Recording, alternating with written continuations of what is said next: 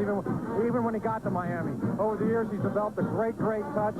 And it's his quick strike ability that makes this offense so difficult to defend. How about that hillbilly from Tennessee, Danny McCoy? He's a fine quarterback as well. Well, the Miami fans may not recognize his name, but if you look amongst the nation's leaders in total yardage and what have you, Danny McCoy is right up there. Again, he's got all the tools. He can throw the long one. He can throw the short one. He's very, very patient. I don't think he'll throw the interception. Certainly, he needs a big performance for them to be competitive. So we've got a good one. The University of Cincinnati against #1 Miami. The kickoff is next.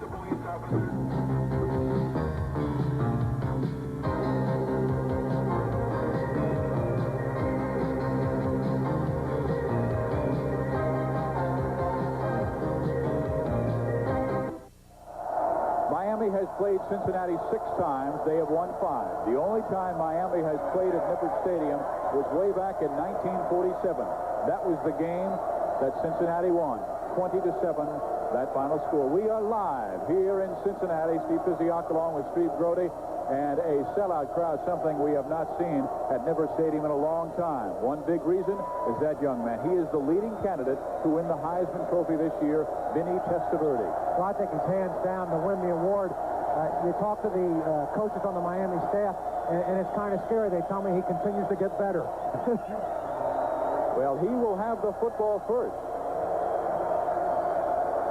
As Sakala will kick off for Cincinnati, and back deep to receive is Miami. And they bring the football out to the right side at the 25-yard line. A terrific comeback. And Miami has the football in outstanding field position at the 47-yard line. Very unusual run back, Steve. Generally, when a team kicks it to one side of the field, the receiving team will run it right up that side. This time they ran it all the way across the other side. Cincinnati lost their outside containment.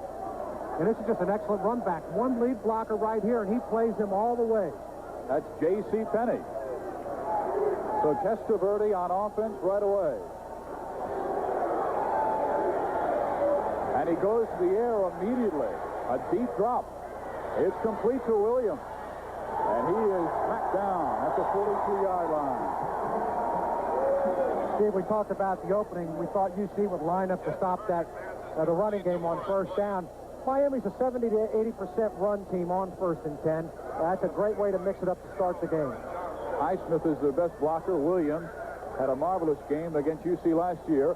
And Roberts, the big tight end, they've got an outstanding young receiver as well in Michael Irvin. Groven and Maddox, 2 new people on that offensive line. This is 2nd down. Miami needs 3.5. Williams slides forward. A flag will fly, and I believe it will be a face mask. Anytime you're in a big underdog situation, you would like to get off to some type of an inspirational start. Certainly allowing the kickoff to be returned to the 50, and a face mask penalty here is not what you would like to have happen. Chris Aspect just kind of reached around and got the wrong part of the body. Yeah, very, very much accidental. One of those things you just can't help. Little game going on the inside with the defensive line. Good defensive play. Just an unfortunate face mask. So from the 30-yard line, Miami has the first down. They have the tremendous kickoff return to start the game. And Testaverde, you've heard all about him. He has 15 touchdown passes this year. And has this one complete for another. First down inside the 20-yard line, out of bounds at the 18. Testaverde passes to Perriman. Defensively, this is a look. Sellers is their best pass Stop rusher. on the play by John Sawyer. That front four is doesn't have a lot of playing experience, but they're a bunch of scrappers, and they'll play you tough the whole game. Alex Gordon, the best defensive man on the team. And, of course, Richard Rose, probably the best man in the secondary. Gordon will be a first-round draft choice. The strength of the team is certainly their linebacking core. So it's another first down for the Hurricanes. And this time it is Highsmith inside the 5-yard line to the 4. So the Hurricanes just marching down the field. They scored 58 points last week against West Virginia in that victory. Of course, West Virginia had a lot to do with that. They scored 3 touchdowns in a minute and 52 seconds, I believe. But try at the left side of that offensive line. Maddox, we mentioned, in there and seeing some playing time. for the first time. Alekna, the left guard, they opened up a huge hole. Testaverde from near the 5, play action pass, and it's a touchdown. Very quickly out of the backfield, Warren Williams, and Miami is on the scoreboard immediately. Well, this is vintage Miami Hurricane football. It took them 1 minute and 14 seconds to score a touchdown. You know, they just keep you off balance so well. Testaverde with a great ball fake into the line, and what a great touch. Miami ran 5 plays, 3 first downs, and a touchdown. That's a pretty decent percentage. And they started in just magnificent field position from the 47 in Cincinnati territory. So they'll try for the point after touchdown. It is a 6-0 ball game, and it is now 7-0. Miami has the lead here at Nippert Stadium in Cincinnati. 7-0 our score in the first minute 15. We still have 13:46 to go in this first quarter play, and it's looking like it looked against West Virginia the way they scored so quickly last week. Well, certainly what you have to talk about on the sidelines now is you can't let yourself get your head down immediately. Obviously, no success defensively on that possession. And once again, I think it's going to be up to Danny McCoy. An inspirational game from him is about the only thing I think that can keep this Bearcat squad from, hanging their heads. Dave Curry was saying we have to establish the running game. Last week we did not against Penn State, and it cost us in the very end. Well, they ran for 7 total yards last week. Very difficult. You can hardly imagine playing Penn State competitively when you run for 7 yards. But again, that just gives you an idea of how Danny McCoy can keep you in a ball game. So, this is not a team of quitters. I mean, they're going to hang in there and they're going to play hard. But again, this is not the way you'd like to start. There's number 8 in the background. Danny McCoy is returning that football for the University of Cincinnati. Ed Johnson, he is to the left. He is perhaps their best return artist, but they say right now he is not that fast. He is coming off a little bit of injury. And kicking off is Mark Seelig. He and Greg Cox really share those chores this year, but Seelig tonight will be handling the kickoffs and Cox some of the placements. And it will go out of bounds, a 5-yard penalty assessed to Miami, so they'll have to kick it off again from the 30.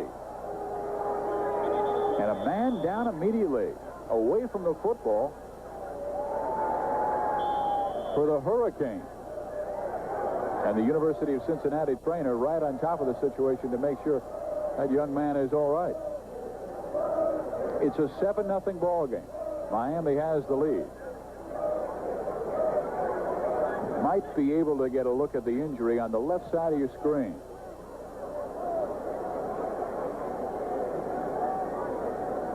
Eric Hammond, he is one of the best special teams players on the Hurricane. Well, his knee just locked up on him. There was a little bit of contact, but I didn't think there was enough contact to initiate the injury. It looked like maybe he just stubbed his foot and the knee locked up on him. Cincinnati player swept by him, kind of caught the outside of that ankle and twisted the knee around. And so Ham is down in the ball field. It's Vernon Boyd. On the kickoff, McKinney took a little bit of a chance. It worked out. The ball went out of bounds, but that's a little chancy when you let a kickoff hit the ground. With our score 7-0, Miami will return with more football after this. Eric Ham being helped off the football field at this time. And he has a brace on that left knee where it just locked up on him as he sprinted down the field on the kickoff, so he'll be out of the lineup. And a football team that has had so many injuries the last couple of weeks has one more. That's awesome right there, isn't it, Steve? 47 yards on 5 plays. And Testaverde with touchdown pass number 16 on the year. He is 2 away from tying Bernie Kosar on the all-time Miami touchdown passing list.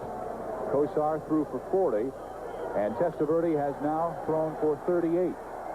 And this is it for Warren Williams. And that was a 4-yard touchdown pass to give the Hurricane a 7-0 lead. So Seelig will try and kick off again, this time from the 30-yard line after a 5-yard penalty because he kicked it out of bounds the first time. The run up the boot. It will be Al McKinney from the 5. as the sideline bumped out of bounds near the 27.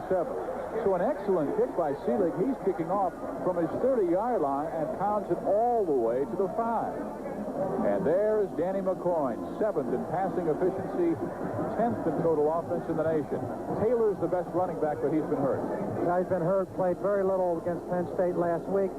They say he's about 80-90%, but he's an excellent runner. Joe Heiss is a fine possession receiver. It's a first down from the 26-yard line.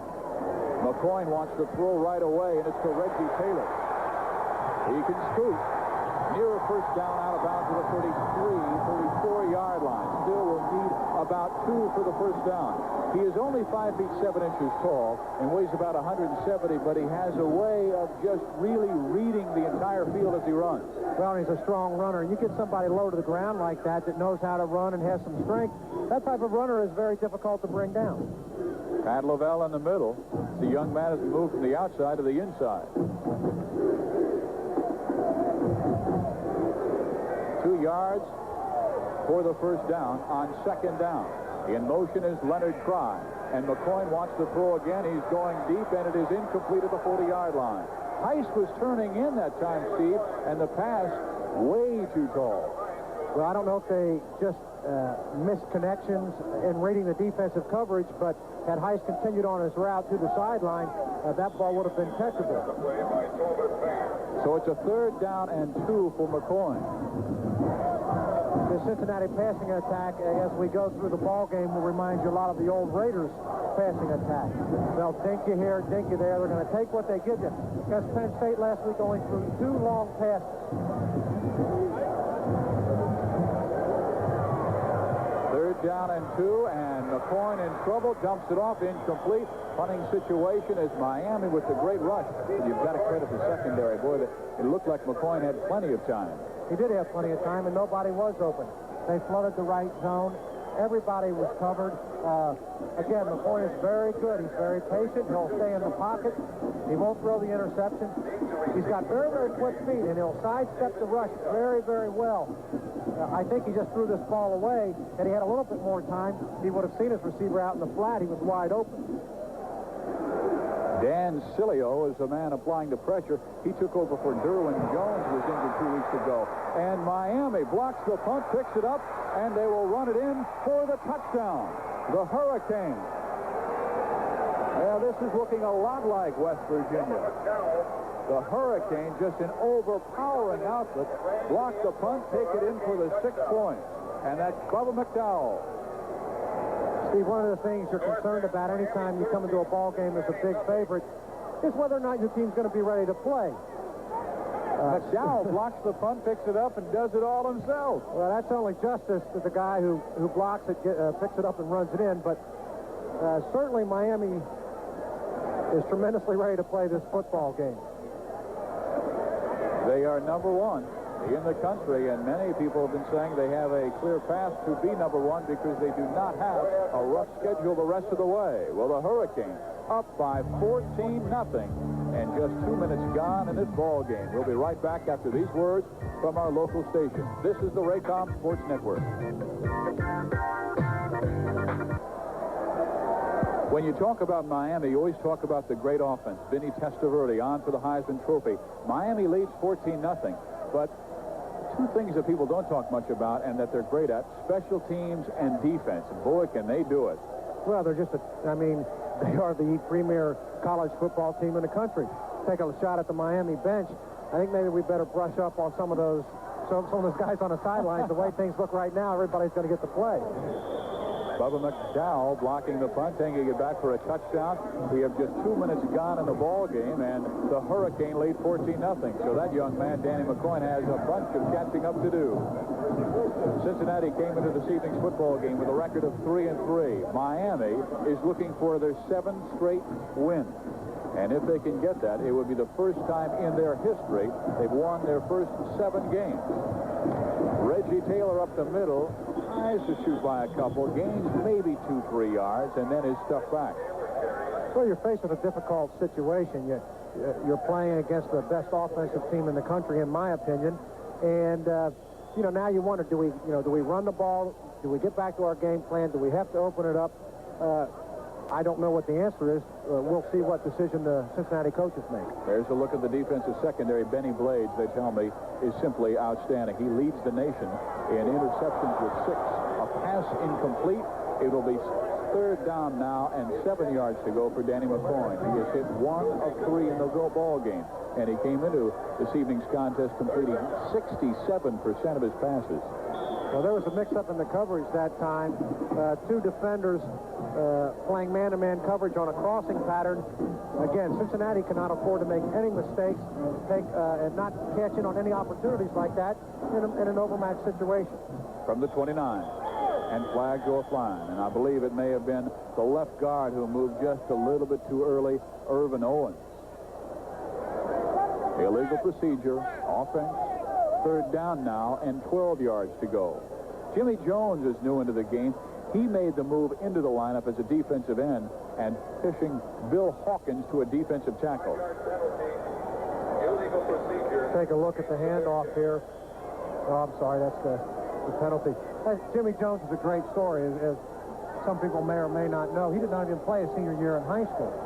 Came from a poor family. He had to quit the football team and go to work and help put food on the table. They gave him a scholarship anyway, and the guy's a great player. Well, here's McCoy on 3rd and long. Completes the pass for the 1st down. That is Jason Stargell, and he is the big play man for UC. Again, if you give McCoy time, he's going to find his receiver. Now, this is the first defensive secondary they've played all year that is a true man-man coverage. It requires the quarterback to be a little more patient and wait for that quick cut so he can get away from the defender. Big rush. They all ran by. McCoy stepped up in the pocket. Great pass, great catch. And he barely had the edge on Don Ellis, who had to come back to make the tackle. Reggie Taylor spins for about 5. And that's why the last 2 seasons he gained 1,000 yards in 1984 and again 1,000 yards in 1985. 3 or 4 Miami defenders in on the tackle. Good blocking at the point of attack. And, of course, there was great gang tackling and pursuit by the defense. Gain of 5, 2nd and 5. 11:39 to play in this first quarter, and it's 14-0 Hurricane. In motion to the bottom of your screen, Jason Stargell. Taylor again. This time he is hit and knocked back. Dan Cilio. That's a backup defensive tackle. Cilio, 6'2", 288-pound junior. Let me tell you, when he puts a hit on you, you're going to feel it. There's a little trap play. They try to trap the outside, the defensive end. The play starts to develop very well. The defensive end does his job, forces the play back inside. End up being a good defensive play. From the 41-yard line now. UC needs 4. Roosevelt Mute has the 4 and a little more. Inside the 35 to the 33. It's a 1st down for Cincinnati. Certainly, Steve, Jason Stargell was the best receiver on the ball club.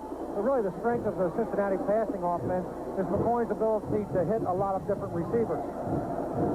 Last week, 7 different people caught passes against Penn State, and he'll distribute the ball around. And Mukes is a backup and already has 16 catches this year. Heiss and Stargell are the starters. Taylor, a big hole. And he skips inside the 20-yard line to the 19. Another Cincinnati 1st down. And perhaps making a touchdown-saving tackle was Benny Blades. Again, remember, Cincinnati's a very capable offensive ball club. Very few teams have been able to control them offensively. It's been their defense that has really led to their 3 losses this year. 1st down, 10 yards to go, 19-yard line. Time now for that Miami defense to bolster up. Showing a blitz. Now backing off is Rod Carter. Now he's coming again. He is picked up.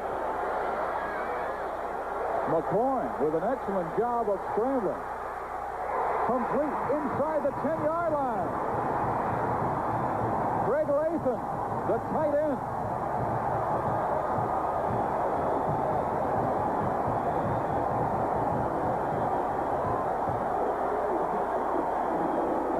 Steve. Anytime you give a good quarterback this much time to throw the ball, and again, there was a good pass rush, but watch McCoy. He's very shifty back there. Great feet, strong upper body, able to get away. Shows the ability here to find the open receiver on the scramble. Well, you were right about him looking like the Oakland Raiders. It looked like Kenny Stabler throwing right-handed. Al McKinney up the middle. Great job defensively by Dan Stubbs. You'll see his name mentioned in the NFL in future years. A 6'4", 240-pound junior from Red Bank, New Jersey, and also Winston Moss helping out on the play. Well, this Miami front has always been a very hard charging unit. They try to penetrate the line of scrimmage and make things happen in the backfield. Dave Curry, in his third season at the University of Cincinnati, watching his Bearcats on a drive that started at their own 26-yard line. From the 3, 2nd and goal. McCoy, incomplete. Intended for Roosevelt Mukes, who was in motion going left-right. Well, Mukes was never open. That was outstanding coverage out there in the defensive flat by Benny Blade.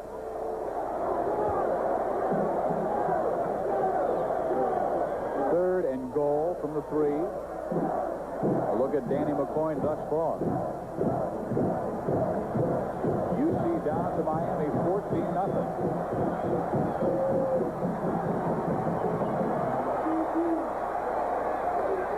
Leonard Pye goes in motion.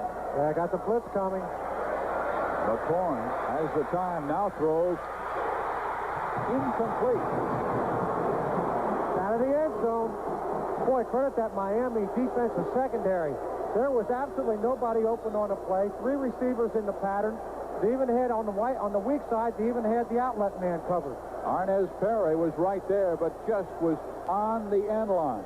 Looked like he had 1 foot in, 1 foot out. May have been somewhat of a mix-up on the route. UC had 2 people in the deep left corner. It's too difficult to tell from that angle. The field goal is up by Ensalaka and good. And it cuts the lead to 11 by Miami. It's a 14-3 Miami lead. We'll be back after this.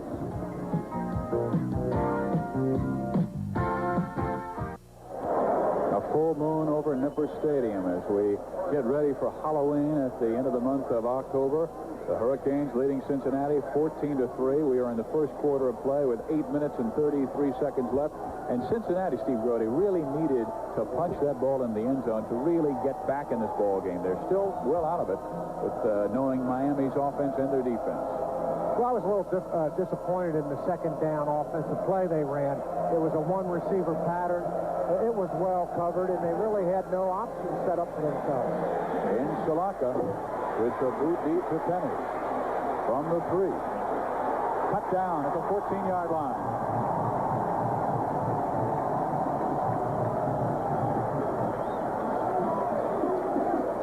Mike Kelly making the tackle. UC went 71 yards. They had a first and goal, though, at the 3 and could not punch it in. Well, and most of the big plays were made by McCoy in scramble situations. Believe me, this defensive line from Miami is going to get a workout tonight because this kid knows how to get away from the rush, and they'll get a workout trying to run him down. Testaverde will hand off this time to Alonzo Highsmith, and that's Alex Gordon. That's the young man we were talking about earlier in the football game.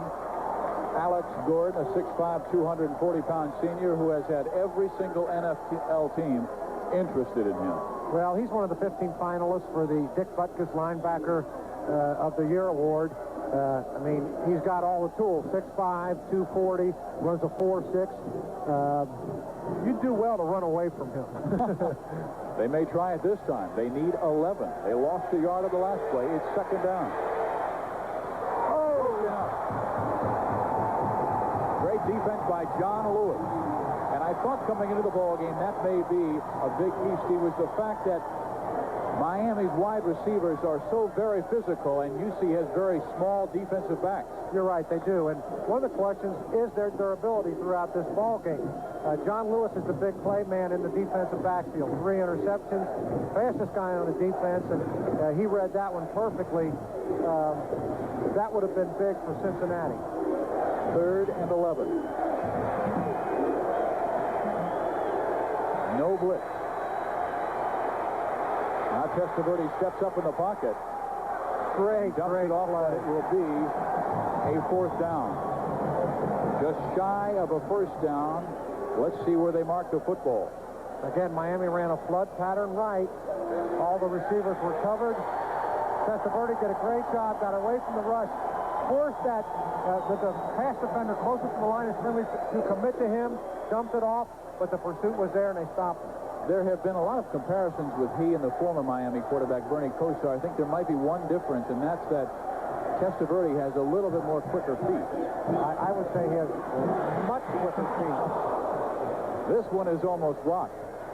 Fair catch by Steve Looney, and he takes it at the 37-yard line. Time out on the field with 7:28 remaining in the first period. It's 14-3 Miami.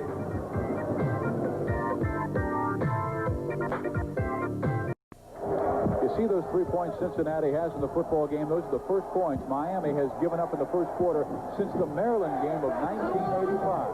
Dave Curry is the head coach of UC, and right now he's hoping that man, Danny McCoy, can get things going. McCoy runs out of bounds, but again, the nimble feet are able to gain a few. Danny McCoy, driven out of bounds. Jimmy Johnson, his record on the road, 12 wins, 1 defeat. That came to Michigan a couple of years ago, 22-14. Great coach, went to Oklahoma State, coached there, and really brought the Cowboys from troubled times in the early 70s to tremendous winning ways in bowl games in the late 70s, early 80s. Plays Howard Schnellenberger a couple of seasons ago. Went to the USFL. McCoy wants to throw again, and he's in trouble again. Dumps it off to Taylor, throws it over his head, and Taylor almost makes a great catch. And then is spun down by Jimmy Jones, the left defensive end. He'd be better off not catching that one. You're absolutely correct. He'd have caught that one on his back for a 4-yard loss. Outstanding defensive play. I didn't see who got in there, but they were on McCoy immediately. Not pulled on the attempted bootleg at all. That was Dan Stubbs in there. See, he finally realized he didn't want to catch the ball. It almost lies between his legs for a completion. And then he soccer styled it out of bounds. So it's 3rd down and 10. Billy Davis, the backup quarterback, is in the game and in motion. McCoy scrambles away, fumbles the football. That's a fumble. Picked up by Miami. Will they give it to them? It should be a fumble. It has to be going forward. It is Miami's football. The Hurricanes have it. And that is the second big play that has gone Miami's way. Tough to see. Dan Stubbs was being congratulated on the way off the field. I don't know if he's the one that came up with the football or not. Well, you cannot give Miami that many opportunities, and Cincinnati certainly has. Myra came in on the blitz. Maybe that was... Winston Moss was the man Boston that caused the fumble. So Testaverde back in action. Wants to throw right away. Oh, what a reception. Great catch, and inside the 10-yard line. Beautiful catch by Perriman. There was defensive pass interference. Perriman just spun off the defender. Great concentration. Defensive stop on the play. Great catch. And John Lewis. There's a flag on the play. Headed right for the end zone. So Miami on the roll again. Well, I'll tell you what, when there's a turnover, Miami just comes right after you. A lot of coaches, I understand, want to do that because the defense sometimes is a little let down. I don't think there's any question. Plus, they're cold. You know, they've been on the sidelines. Really, the defender was in pretty decent shape right there and just kind of got out of position. That's Terry Noble coming up for the ball. Perriman shielded him with his body, and he ended up out of position after maintaining reasonably decent coverage. Boy, Terry Noble made some bold statements in the Cincinnati Enquirer this morning saying Vinny Testaverde has to prove himself to me. And I thought Vinny had proved himself to the entire nation a couple of weeks ago against Oklahoma and last year when he was 5th in the Heisman Trophy ballot. Around the left side, Warren Williams is bumped out of bounds near the 2-yard line. If Terry Noble says something like that, I think we ought to check his grade point average. Stopped by... I saw that and I went, oh my goodness. I think Vinny Testaverde is the finest quarterback I've seen in quite some time. And it's not really just his physical tools, but it's just his presence and the way he seems to just control the game out there. But he has those physical tools. No question about that. Alonzo Highsmith trying to bust in. He does. It's a Miami touchdown. Alonzo Highsmith. And the Hurricanes lead Cincinnati 20-3. Score stands Miami 20, Cincinnati 3. Well, there's nothing fancy about this. Line up, block straight ahead, and there you see that Miami wall of blockers, and Highsmith just puts his head down and runs it in. No penetration from that defensive line. And the point after is good, and Miami increases the lead to 18. It's 21-3 with 6:30 to play in the first quarter. Well, the Hurricanes just keep it going.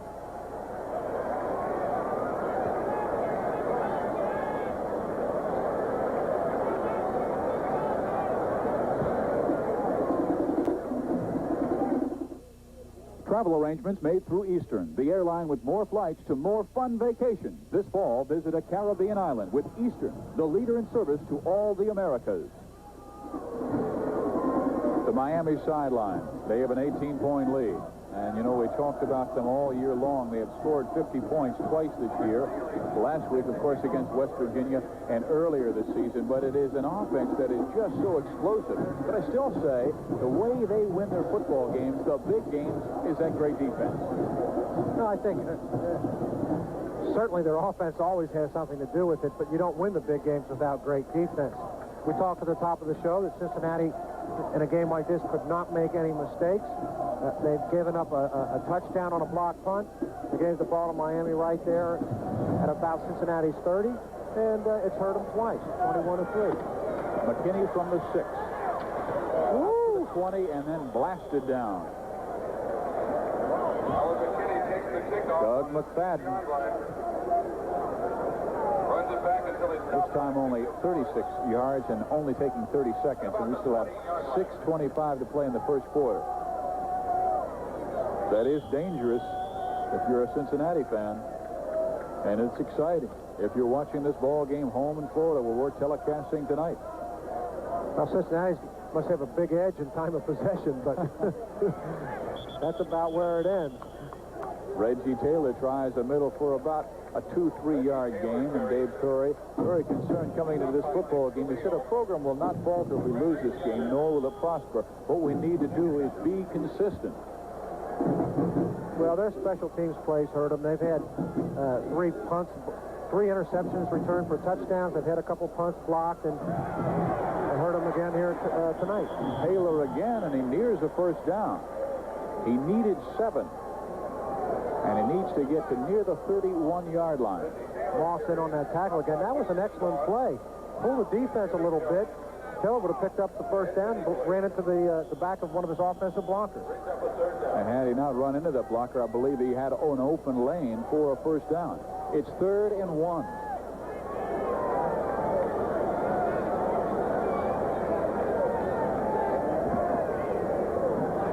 Split their backfield, go with the pro set, and Taylor will try it, and he'll get the first down. I'll tell you what, every time you look up, it seems like Dan Stubbs is into the Cincinnati backfield. That time, just unable to catch up with Taylor, and they picked up the first down. Take a look at it. Taylor, right at the last second, moved over about a step towards the point of attack. I don't know why, but it worked. 36 yards for a young man who needs just about 60 to go over 700 yards rushing on the year. The fullback takes this one, goes up past the 35-yard line. It'll be 2nd down and about 7. Scott Tackett. Stopped by Randy Shannon and Dan Salio. Curry will stand on the sideline with his offensive coordinator and relay the signals out to Dan McCoy, and he was concerned about that at the season's beginning because he wanted Danny McCoy to be the inspirational leader, and he said Danny spends more time watching me on the sideline and getting the signals than he does talking to the troops in the huddle. For McCoy, going for it at the 50-yard line for Jason Stargo, but it's knocked out of bounds. And it'll be 3rd down and 7. Defensive coverage Yeah, rushes on every time. Well, that time, Don Ellis just played great defense. McCoy sprinted out right, got good protection, and he had zeroed in on his receiver all the way. Again, nobody open. Ellis with the coverage. McCoy has gone over 1,700 yards passing on the season in this ball game with those 61 yards. McCoy now 4 for 11 on the evening, faces a big 3rd down and 7. Mukes in motion. Rushes on again, passes complete to Mukes, and he has the 1st down. Benny Blades was there. George Myra Jr. coming up to help out. I'm not so sure we got a 1st down here, Steve. Oh, boy, they marked the ball shy. You're right. They may need an additional foot. Mukes is a little exciting player. Again, I was a little surprised right there. They complete, generally on the 3rd, a possession down like that, you want to throw the pass so that if it's completed, you pick up the 1st down. You don't want to leave anything to chance. They threw that one a little bit short and hoping he could run for the 1st down. Well, the crowd tells the story. They want them to go for it. Dave Curry is making that decision while Jimmy Johnson watches from the Miami sideline. And McCoy will go for it. He remains in the ball game. They need just about a yard. And that Miami defense that proved themselves on a 1st and goal situation earlier in this 1st quarter will muscle up again here. And you'll see Dan Sileo and Gary Mahan. Bill Hawkins. Is that Hawkins? No, that's Sileo. He'll stay in the game. McCoy with the sneak. I believe he has it. Needed to just get across the 48-yard line to the 49. And yes, indeed, he has it. Well, anytime you come up to the line of scrimmage in a short yardage situation like that, and there's no defender right on the center's nose, well, that's the best play to run. Quick snap before the defense gets into the cadence, and it works. Taylor spinning inside for a couple past midfield. Hawkins that time with the defensive penetration forced Taylor to change his route through the line. Delayed him just enough so that there was he got some help. Sileo made the tackle. You know, Miami has plenty of depth on their defensive line, but anytime you lose 3 members of that defensive line, Derwin Jones I'm talking about, and Jerome Brown, who is the best down lineman they have, he is out as well. Well, Jerome Brown, I mean, that's a big loss. He might be the best defensive lineman in the country. He proved that last week against West Virginia. Taylor wrapped up back at the 49-yard line, so it'll make it a big 3rd down and 10. And once again, Sileo is there. Well, Sileo is just too quick that time. I mean, they're running watch the replay, they're running a little draw play here, and you want Sileo to run by into the outside. He just got in there so quick that got there before the handoff even took place almost. He's also so strong. He benches 530 pounds, strongest on the Miami football team. So from the 45, we'll try it again. Dumps it off. Fry is in trouble. He breaks one tackle, then fumbles the football. UC recovers as McCoy falls on it, but a flag is down. Reggie Taylor takes the backfield pass. There's a flag on the play. Again, that's an interesting play. I didn't see it. It did look like a screen.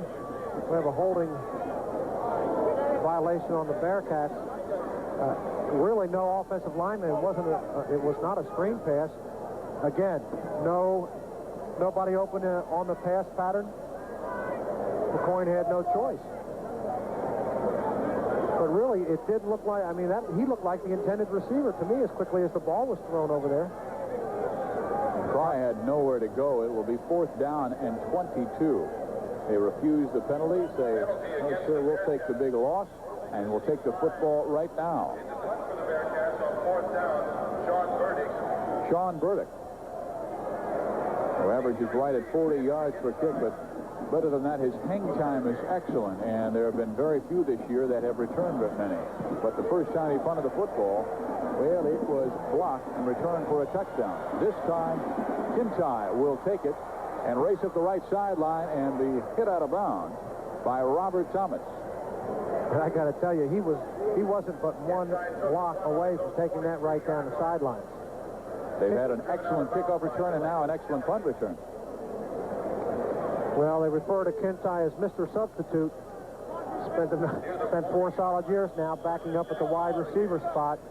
He'll return kickoffs and punts today due to some injuries out at the wide receiver spot.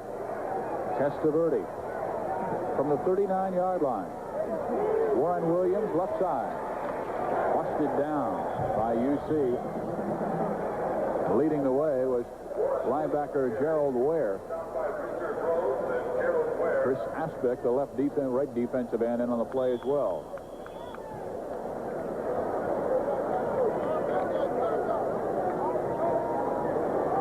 Second down.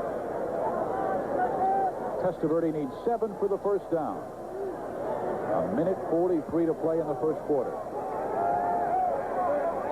Pass is complete to Perriman, out of bounds at the 48-yard line. Again, Cincinnati got the situation they wanted. Got the first. So from the 49.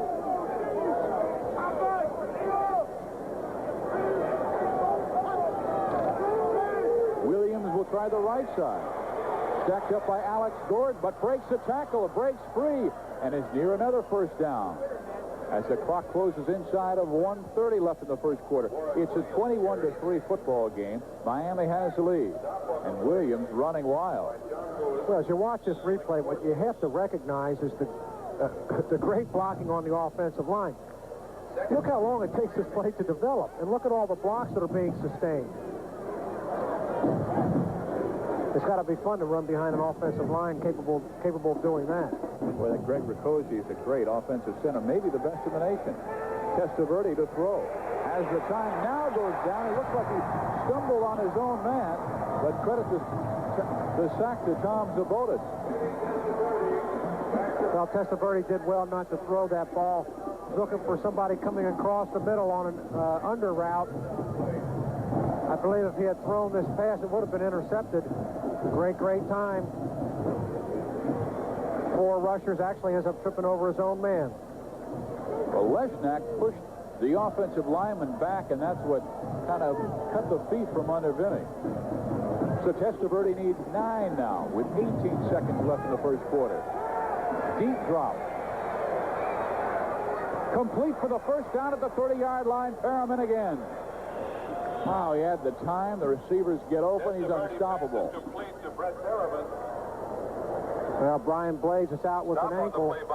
Perriman gets into the lineup. Got excellent hands. Starting his first game. Started the first game of the year. Blades just beat him out and got back into the lineup. I don't think the Miami coaching staff feels like they're hurt that much with Perriman in the ball game and Blades out. That's the end of the first quarter, and we'll be right back after these words from our local station. This is the Raycom Sports Network.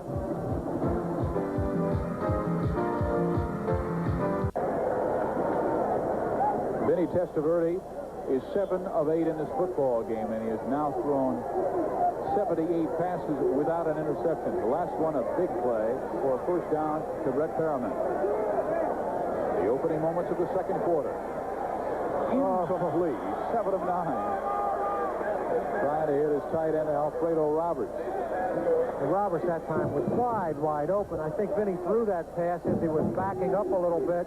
And as good as he is, you still have to do things with the basics.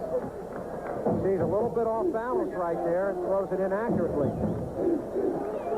But you're right, Roberts is way open. He's the man who Made that first big touchdown catch against Oklahoma a few weeks back. That sent Miami on their way to a 28-16 victory over Oklahoma. Williams breaks a tackle, but cannot get by that man. Chris Aspect, a 6'5", 255-pound sophomore from Columbus, Ohio. And it will be third down and about 11 yards. Lashnick and Aspect both in on the play. For a second there, it was hard to tell whether Williams had the ball or not. He almost scooted outside. You'd think it'd be a close football game looking at those totals. 114-95, but no, the score is 21-3, and it might be more. Third and 11, Testaverde scrambles out of the pocket. Now he's going to run. And he may have the first down. He should have it at the 15-yard line. Well, that time Zabatos, 59, the Cincinnati defender, tackled him forward for the first down.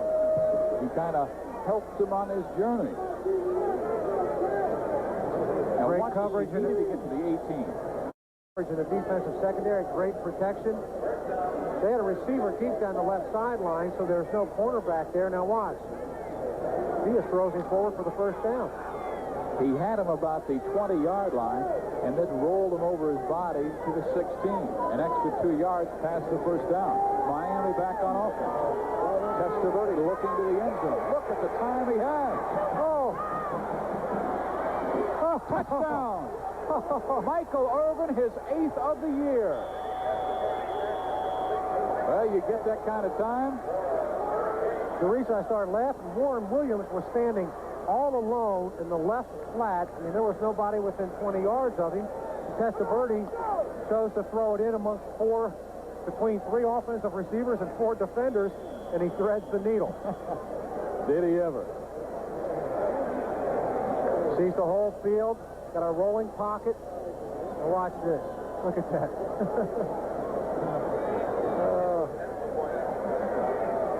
I think it could make either you or I look good as a receiver out there. Well, he has the second touchdown pass of the night, and he has given Miami a 28-3 lead now on the University of Cincinnati. We have 13:53 to play, and this is the first half.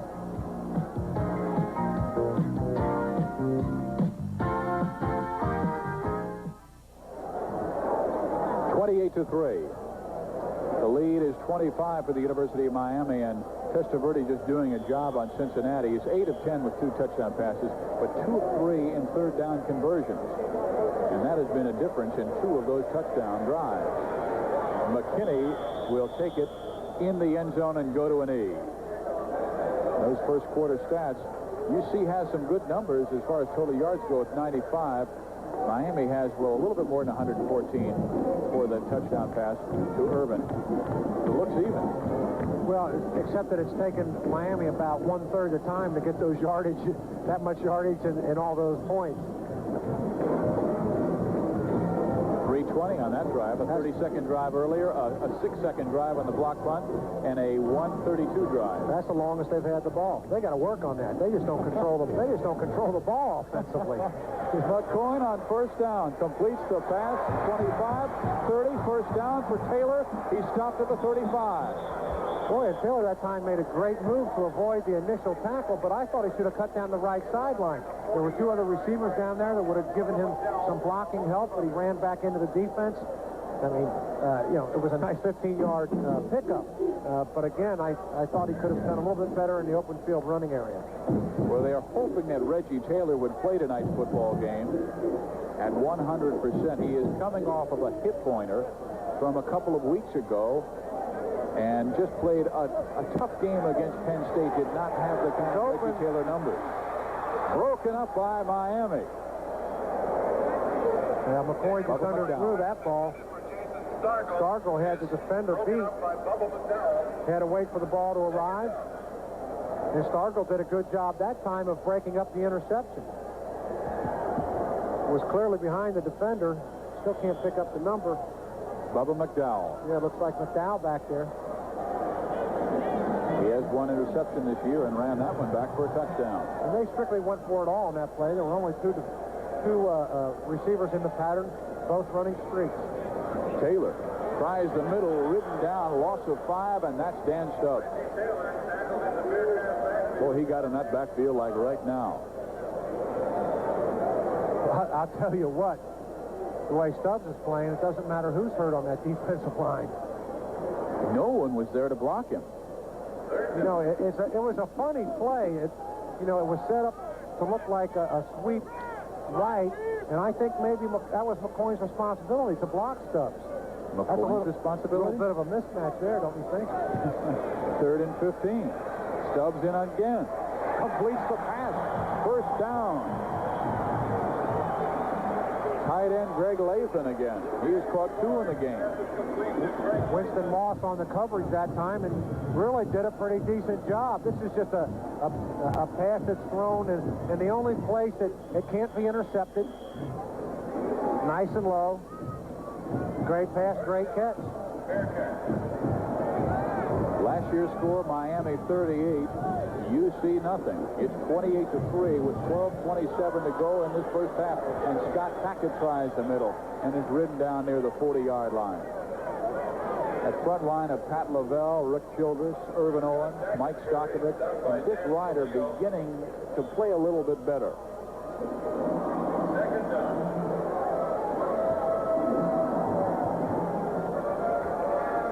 From the 41, it's 2nd and 6. Mukes and Stargell wide to the left side. Taylor on the sweep, first down to the 25, out of bounds. Inside the 25, near the 21.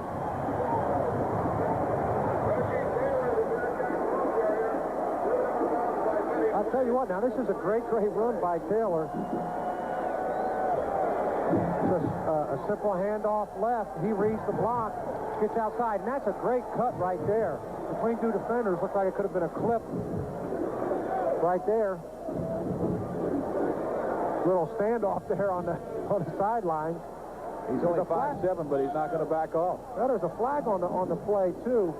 I think they called somebody for unnecessary roughness or a personal foul. So UC will take over at the 15 now. Last year, Taylor ran for 56 yards in that 38-0 loss. He's beginning to run a little better here. This is Al McKinney. He's a sophomore, and he dives ahead just across the 10-yard line. It's a sophomore, and in his senior season at El Area Catholic up north in Toledo, scored 49 touchdowns in his senior year, 2,300 yards rushing. And they say he just does not have the confidence yet to really establish himself in the college ranks, but he is a good one, and they feel he'll be the starter when Taylor leaves next year. Taylor the senior, McKinney the sophomore.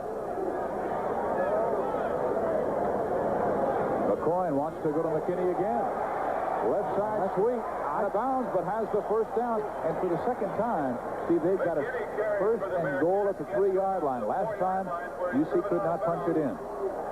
Well, I'd be surprised if they even attempt to kick a field goal now. You get this close on Miami down 28-3. You got to think about touchdown, and that's all. Well, McKinney running hard at the last 2 times. 1st and goal. They say he stepped out of bounds at the 4. That's where the market. It's 1st and goal. Arnez Perry comes out of the game. Jimmy Johnson watching from his Miami sideline.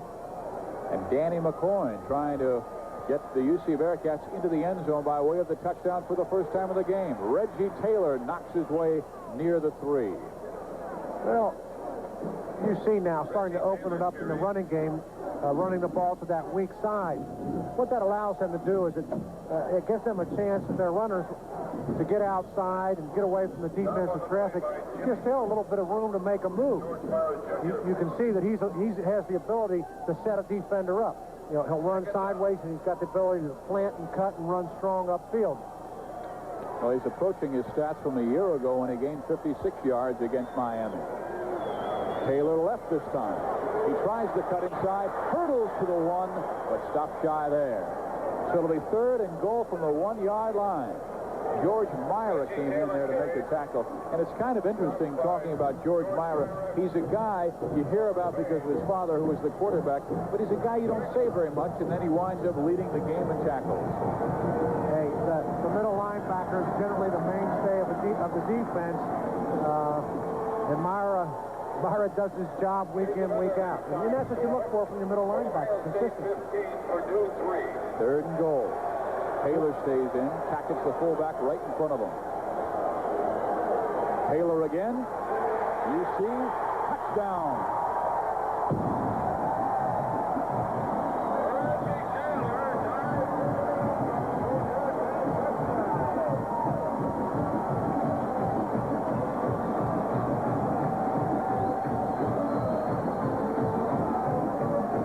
With an opportunity of closing the gap to 18 as Reggie Taylor has gone across from a yard out. Well, I don't know if it looks that spectacular, but remember, he's only 5'7". He's got to get up in the air to get over the pile. So that's a pretty spectacular performance there. You know, nothing fancy, just straight ahead blocking. They run the back through.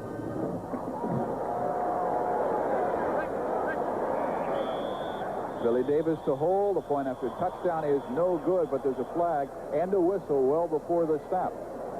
Well, they're lucky. It's going to be a delay of game penalty. They'll get a chance to kick this one through now. UC needs every single point they can get.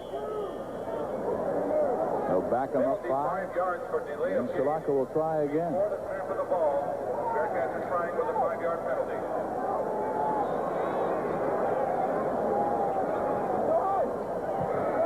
This time he nails it. And it is 28-10. Miami leading the University of Cincinnati. And we'll be right back after these words from our local stations. This is the Raycom Sports Network. The #1 team in the nation leads by 18. Reggie Taylor just scored that UC touchdown. We've talked about his size, 5'7", but his coach, Dave Curry, says there's an aura about him that he has a certain smile, a certain personality that every single man on this football team has a great deal of confidence in him. And Taylor was the man who was inspirational leading UC on that particular touchdown drive.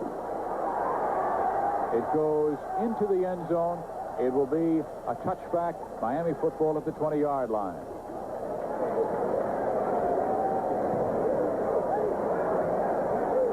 So Cincinnati down by 18, and Testaverde coming back out there. He is just one touchdown shy of tying Bernie Kosar with 40 touchdowns in a career. It'll be Miami's This has to be a very big possession for the Cincinnati defense. Obviously been hurt by the block punt for a touchdown, the turnover which gave Miami possession at Cincinnati's 30-yard line. You know, they're in this ball game. Good defensive stand, a quick touchdown, and 28-17. Alonzo Highsmith finds an opening, powers past plenty, and fumbles the football. UC has it. Steve Brody, you were talking about turnovers.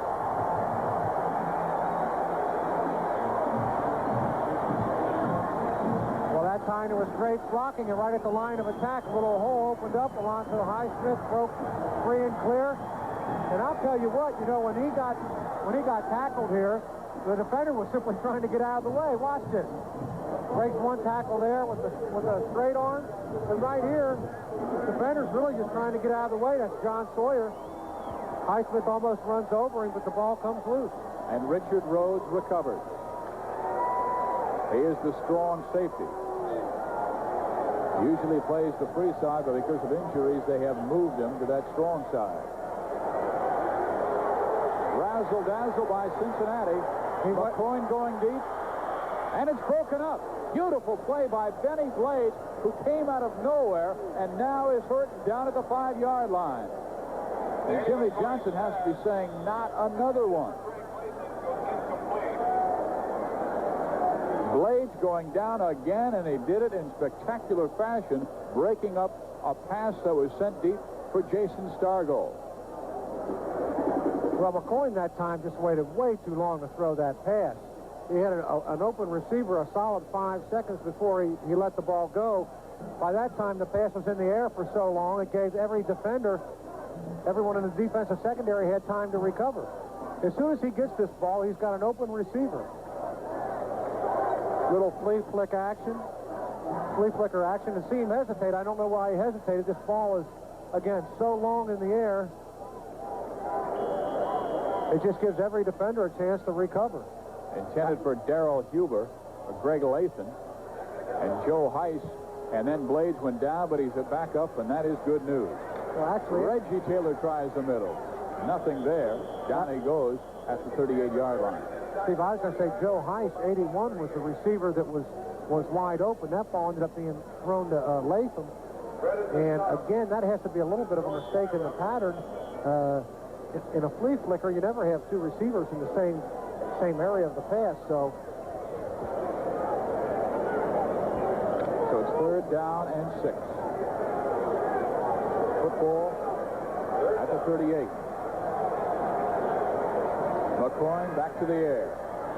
As the time now it's closing up. Completes the pass for the first down. Joe Heiss. Boy, it's again good protection. McCoy scrambles a little bit, creates an offensive situation, completes the pass. But I'll tell you, Bubba McDaniel put the big hit on Stargell or on Heiss. They say the word on Joe Heiss is that he can catch the ball in the crowd. Well, he caught the ball in the crowd right here. There actually wasn't much of a crowd. There was just one big hitter coming after him. Maybe it looked a little bit worse than it actually was. It's a first down. McCoy in trouble and will be sacked. And it is a terrible loss back past the 45-yard line near the 48.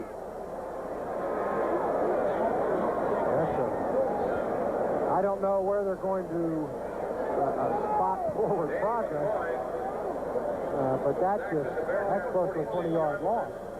Greg Mark was the man who just came out of nowhere to make the big sack on Danny McCoy. It'll be 2nd down and 29 yards to go now.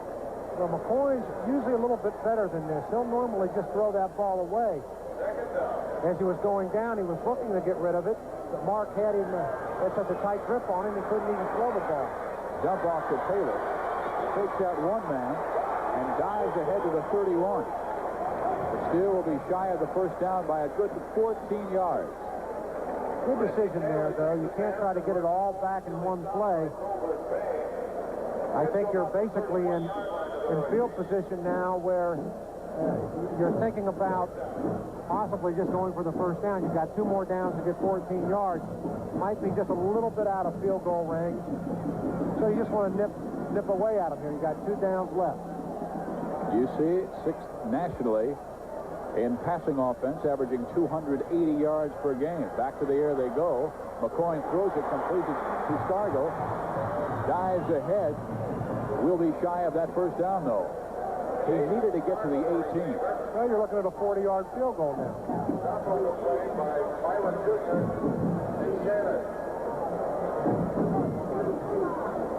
And Insalaka will be called on for just that. 31-yard line. Bill Insalaka. Billy Davis.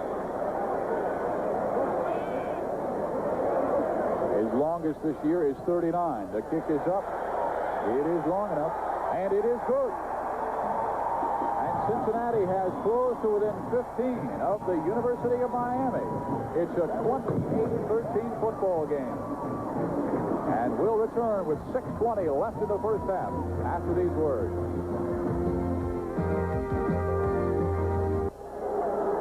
A 15-point ball game, 28-13, University of Miami. Insalaka was the man who just booted his longest field goal in his Cincinnati career, 41 yards. Dead on.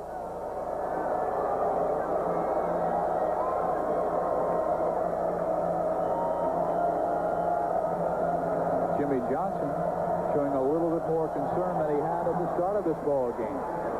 A line drive low kick that is bobbled at the 7. J.C. Penney finally breaks out of there and is stopped at the 21-yard line. Well, and this is the type of kickoff I think that's becoming more and more popular. I expect it really to catch on everywhere across the country. I think it just creates so much uncertainty with the return team. You don't know if the deep man's going to get it. It can take a bad bounce. It's tough to pick up, destroys the timing. So I like the strategy of kicking it along the ground like that. 6:16 to play in the first half. Testaverde has 2 touchdown passes in the game. Wings runs the ball left. Michael Irvin on the catch. He's near the first down at the 30-yard line. He needs one more, so it'll be 2nd and 1. Irvin has a touchdown already in the ball game, and his 8th of the season. He is the touchdown completion leader in Miami history. There's some totals that Heisman Trophy candidates are talked about. And, you know, it may seem insignificant, but Irvin caught that ball. He's got 2 defenders on him. Somehow he manages to get himself between the 2 tackles. He fell forward for an extra 4 yards. We're looking at 2nd and 2 now. Big difference. And Highsmith will get that first down. He's pushed back, but let's see if they mark it to the 32-yard line, because his forward progress was forward to that far and then knocked back. Alonzo Highsmith. They have moved the chains. It'll be first down. I must say that Mel Bratton is another young man who did not make the trip. He was banged up earlier this season, and really their best breakaway back is Mel Bratton, number 5. But again, Warren Williams has started more ball games than anybody in that offensive backfield. It's not bad to have a second-teamer that come in with that type of experience. Certainly, Bratton does some things that nobody else can do. He's got all the moves, the breakaway speed.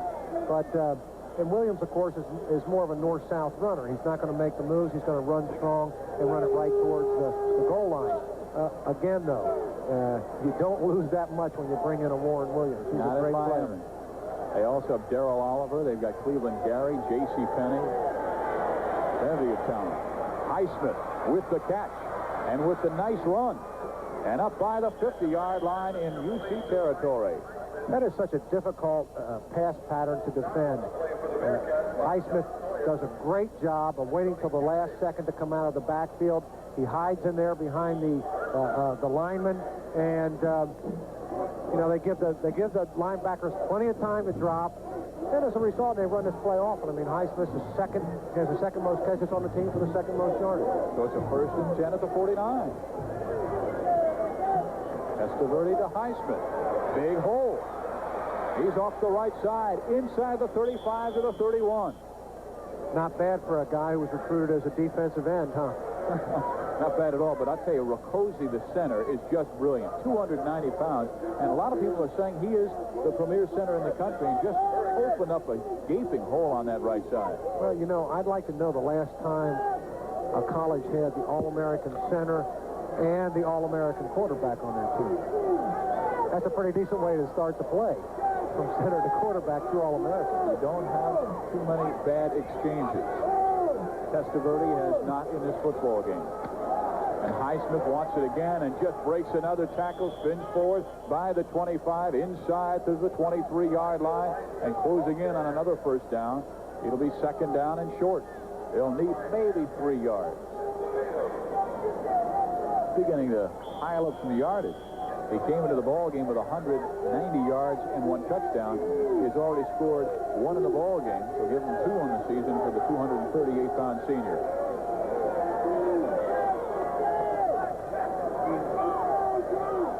Hurricanes need 3. This time it's Williams. He'll find those 3 yards the hard way as he kind of muscles his way to the 20. In that end zone shot, you had a good chance to take a look at the lineup of the UC defensive line. They offset much like the Pittsburgh Steelers do. They'll put 2 people right on the nose guard. That time Warren Williams just kind of got lost behind the offensive lineman, stopped at the initial point of attack, bounced off and picked up the first down, or at least close. It'll be 3rd, about a half a yard. 2 minutes, 40 seconds to play in this first half, 28-13. Miami has the lead. Highsmith will get the first down. It's a 4th down, and what a great play by Chris Asbeck.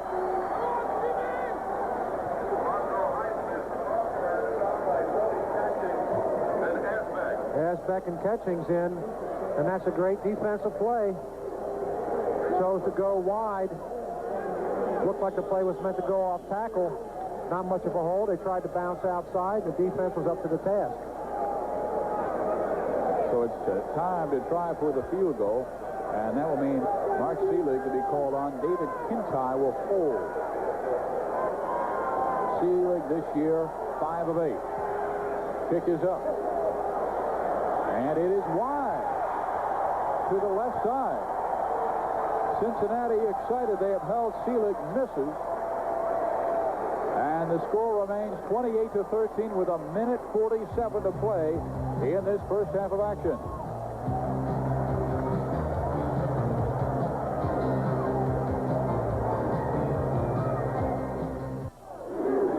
Tonight's Miami Hurricane football telecast is a copyrighted product of Raycom Sports. Any use of this telecast without the express written permission of Raycom Sports is prohibited. A minute 47 left in the first half, 28-13. Cincinnati has the football. And a concerned Dan Sileo watching from the sideline. Reggie Taylor tries for a couple, not much there, as he powers from maybe 2 yards to the 25. For a second there, it looked like he might pick up an extra 10, 15 yards, but again, I guess that was Moss that corralled him around his shoulder pads and prevented what looked like could have been a big play.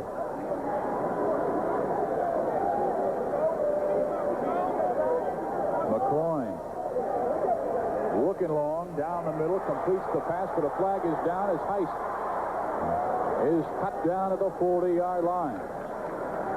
The flag went down in the area where you many times will see offensive holding. Almost always. Yeah. It's almost like a punt with clipping. And there it is. Against UC, will be accepted by Miami and pushing the Bearcats back inside their 15-yard line. Yeah, and this really hurts. I mean, that's a big play. Take you from your 40 back to about your own 10-yard line. That's a severe penalty. I don't know how many chances they'll take now with a minute 9 seconds left. Just across the 10-yard line.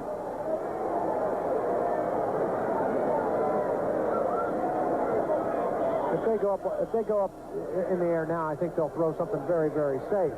Little swing pass, possibly a little screen. Could very well see a draw or a simple run. 2nd and 23. McCoyne's going for it and is sacked. He'll lose 2 more, and they'll make it 3rd down and 25. And the clock now ticking inside of 1 minute. And I'm just wondering if they'll try and take it down to a little longer. Well, Miami the football. Well, Miami now, sees a possible situation where they might get the ball back with a chance to score. And we all know it doesn't take them very long. So they've stopped the clock now with 58 seconds to play. And leading 28-13. 3rd sack by the Hurricanes. Cincinnati has the 1.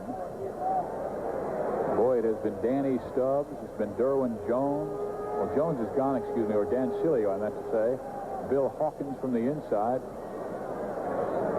And on the blitzes, Moss and Carter have been coming from the outside.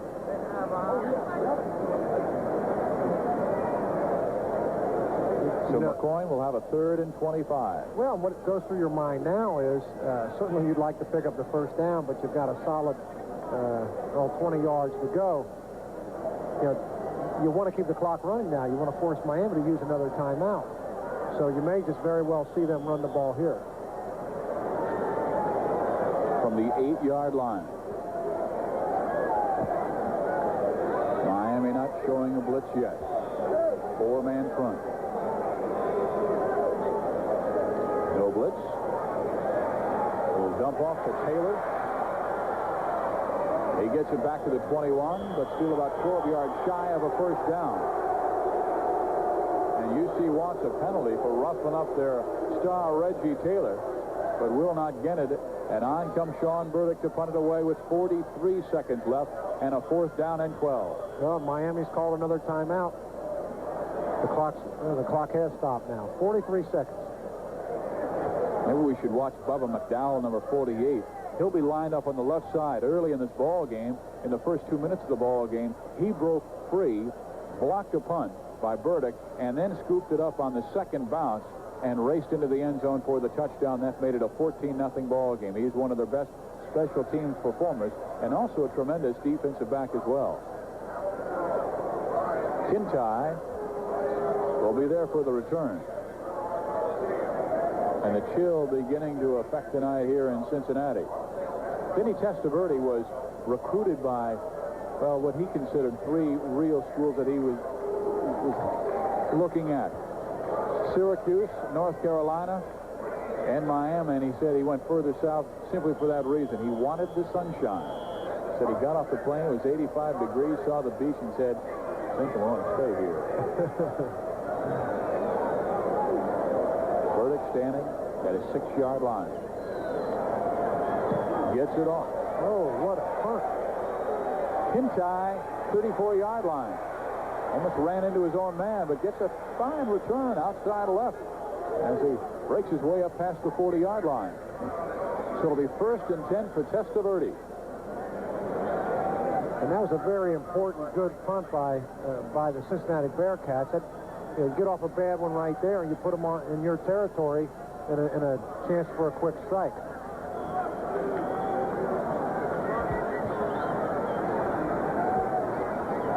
.32 seconds remain.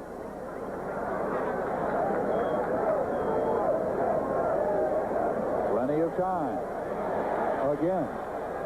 Completes the pass to Irvin out of bounds. They say he held on to it. He did a little juggling act as he approached the sideline, but yes, indeed, he was able to control it as he went out of bounds. And Steve, what happens when you get that much time to throw the ball, your receivers get into extended pass routes. This time you see Testaverde. There you see the crossing pattern, and see he ends up completely on the other side of the field where the defender is not ready. And that's what good pass protection will do for you. Clock is running down. 23 seconds. Testaverde completes the pass. Perriman cut down at the 17-yard line. But it's another 1st down. And the clock now is striked at the 15-second mark. 28-13. Miami has the lead. They'll move the chains and then start the clock right away. Testaverde has his troops down. Drops back to throw. Clock is running.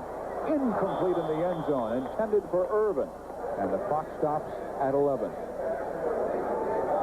I'll tell you what, there aren't many pro teams that run a 2-minute drill this well. You give him that kind of time, he's going to pick you apart. And he's had all kinds of time this entire first half. Well, and it's a combination of everything. It's it's the coaching, it's the patterns that they run, it's the receivers who execute, and of course Testaverde makes it all happen. Not bad. Touchdown. Oh, broken up. Irvin held onto it momentarily, and then it was stripped out by by Johnny Lewis. Well, I'll tell you what, if you could see that again, I think that pass probably should have been caught. He laid it right in there. Hit him in the worst place, as they say, right in the hands. Gordon was on the coverage, but he had his back to the play, really. Nice, easy release. Look at that. Well, maybe Gordon had a hand in there. It was kind of difficult to tell. Alex Gordon, so the field goal try is up, and it is good by Greg Cox. And the lead is 31-13.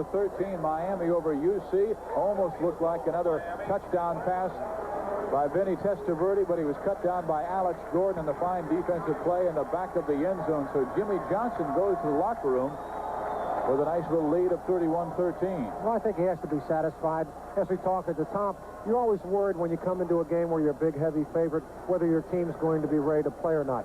I think in the Cincinnati locker room, they talk about, hey, we gave up a touchdown on a block punt. We gave them the ball on our 30-yard line.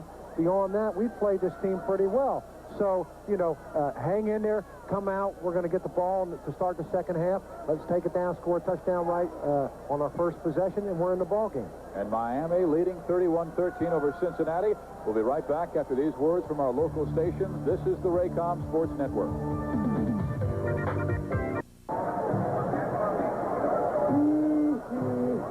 We're at halftime where the Miami Hurricane, the #1 team in the nation, leads the Cincinnati Bearcats 31-13, and they've really put on a fine show this evening. They've also been opportunistic.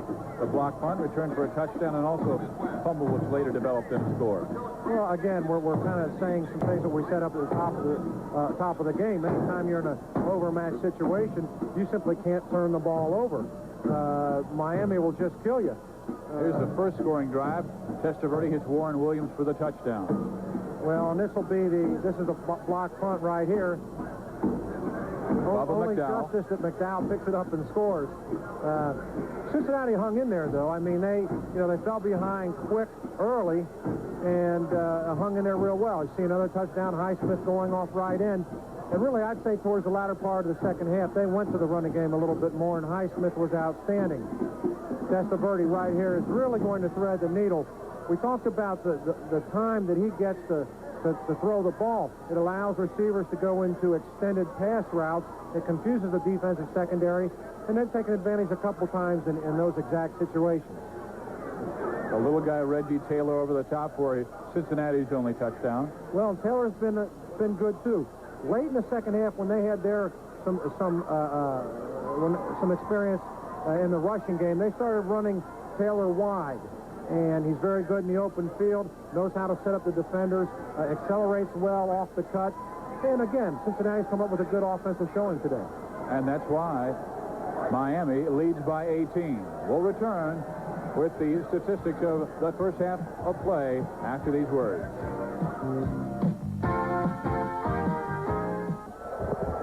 Part of the crowd here at Nippert Stadium, it is a sellout crowd as they watch the #1 team in the nation lead the Cincinnati Bearcats 31-13. And now let's take a look at this evening's halftime statistics brought to you by Nart Banks. 31-13 our score, and you take a look at the total offense, 263 to 202. That's rather even. But what's hurt is the block punt and the fumble.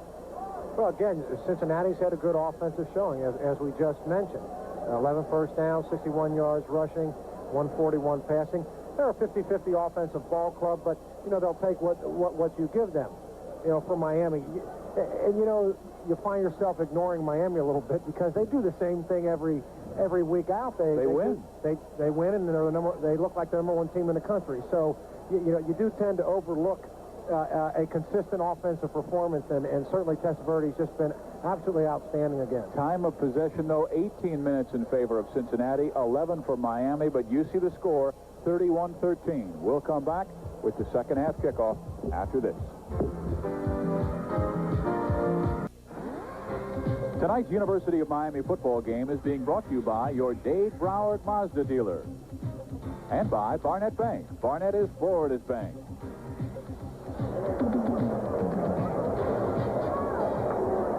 31-13.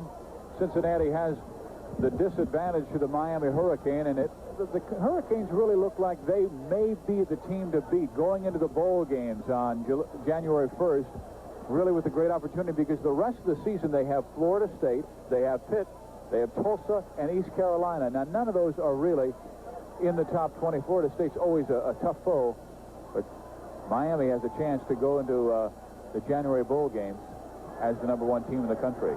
Well, it's really a shame that you've got a great Miami team, and other than Oklahoma, they just don't really have a real strong opponent. Now, obviously, the schedules were put together in advance, and, usually West Virginia has a good team, and you're playing on the road, and that's tough. And then Florida usually has a good program, and Florida State, and you're going to Pittsburgh. On paper, it looks like an outstanding schedule. It's just that, some of your traditionally tough opponents are having down years because, as an athlete, you want to play against the best. And so I feel sorry for the Miami players from that standpoint that, they go into each game heavy favorites. If you take away Oklahoma, their opponents up to now, I believe, are 8-21-1 on the season. So it's rather unfortunate.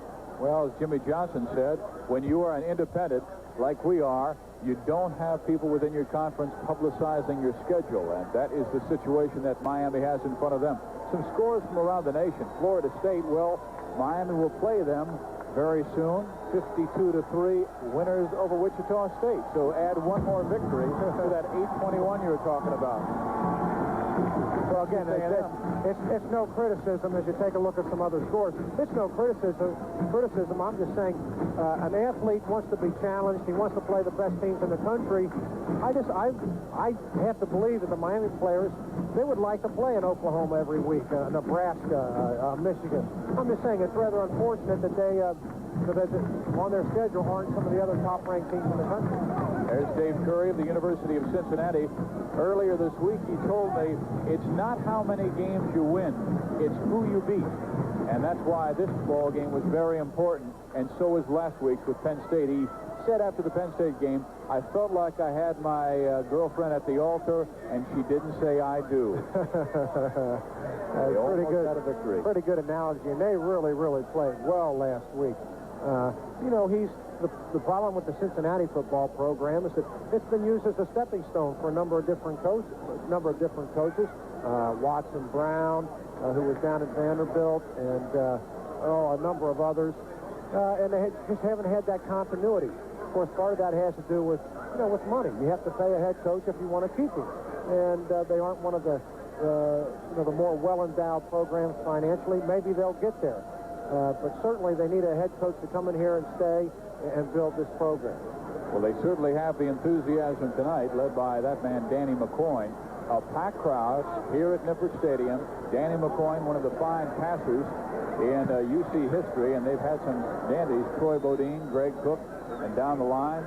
And on the other side, well, Vinny Testaverde. I thought there was a great article on USA Today the other day. They're talking about the World Series, Boston meeting the New York Mets, and one guy from Pittsburgh said, I think the Mets are going to win, but I don't care who wins. I just want the Steelers to get Vinny Testaverde. That's number 14, and there are many who say he will be the #1 pick in the NFL next year, and they said unless that team already has drafted a young quarterback later, and then Vinny Testaverde will then be number 2. He is that good. Well, Miami will kick off, and they will kick off by way of Mike Seelig, and he will be kicking deep to number 44, Al McKinney, and number 34, Ernie Johnson. 31-13. The advantage is 18 for the Hurricanes. McKinney. Uh-oh is right at the 16-yard line. Down goes Al. Great coverage by Miami, and that's where UC will start their offense here to open the third quarter. Well, Cincinnati's going to line up very, very quickly. No huddle. They got this from the Cincinnati Bengals. Well, again, McCoy is really upset at the official for not placing the football down right away. Well, in a change, in a situation like that, the official has to stop play and give the other team a chance to get their team on the field. How about a fired-up George Myra Jr.? He really knocked away Reggie Taylor on the sideline after Taylor gained 7. Well, some words are exchanged here at the end of the play. Maybe a little too rough right here. There you see it. Everybody gets involved once that happens. Of course, the flag goes down. And I'll tell you what, you have to be very, very careful. Anytime you're a heavy favorite, you want to jump on the underdog right away, take control, and not let him up. Any type of a play like this, a penalty, something that gets your opponent charged up and going, is not such a good idea. I think George Myra was born a little bit too late. He looks like he should have been a cowboy out on the range. He really comes at you. Stargell in motion to the top of your screen, number 24. Taylor again tries for the first down, and will get it and more.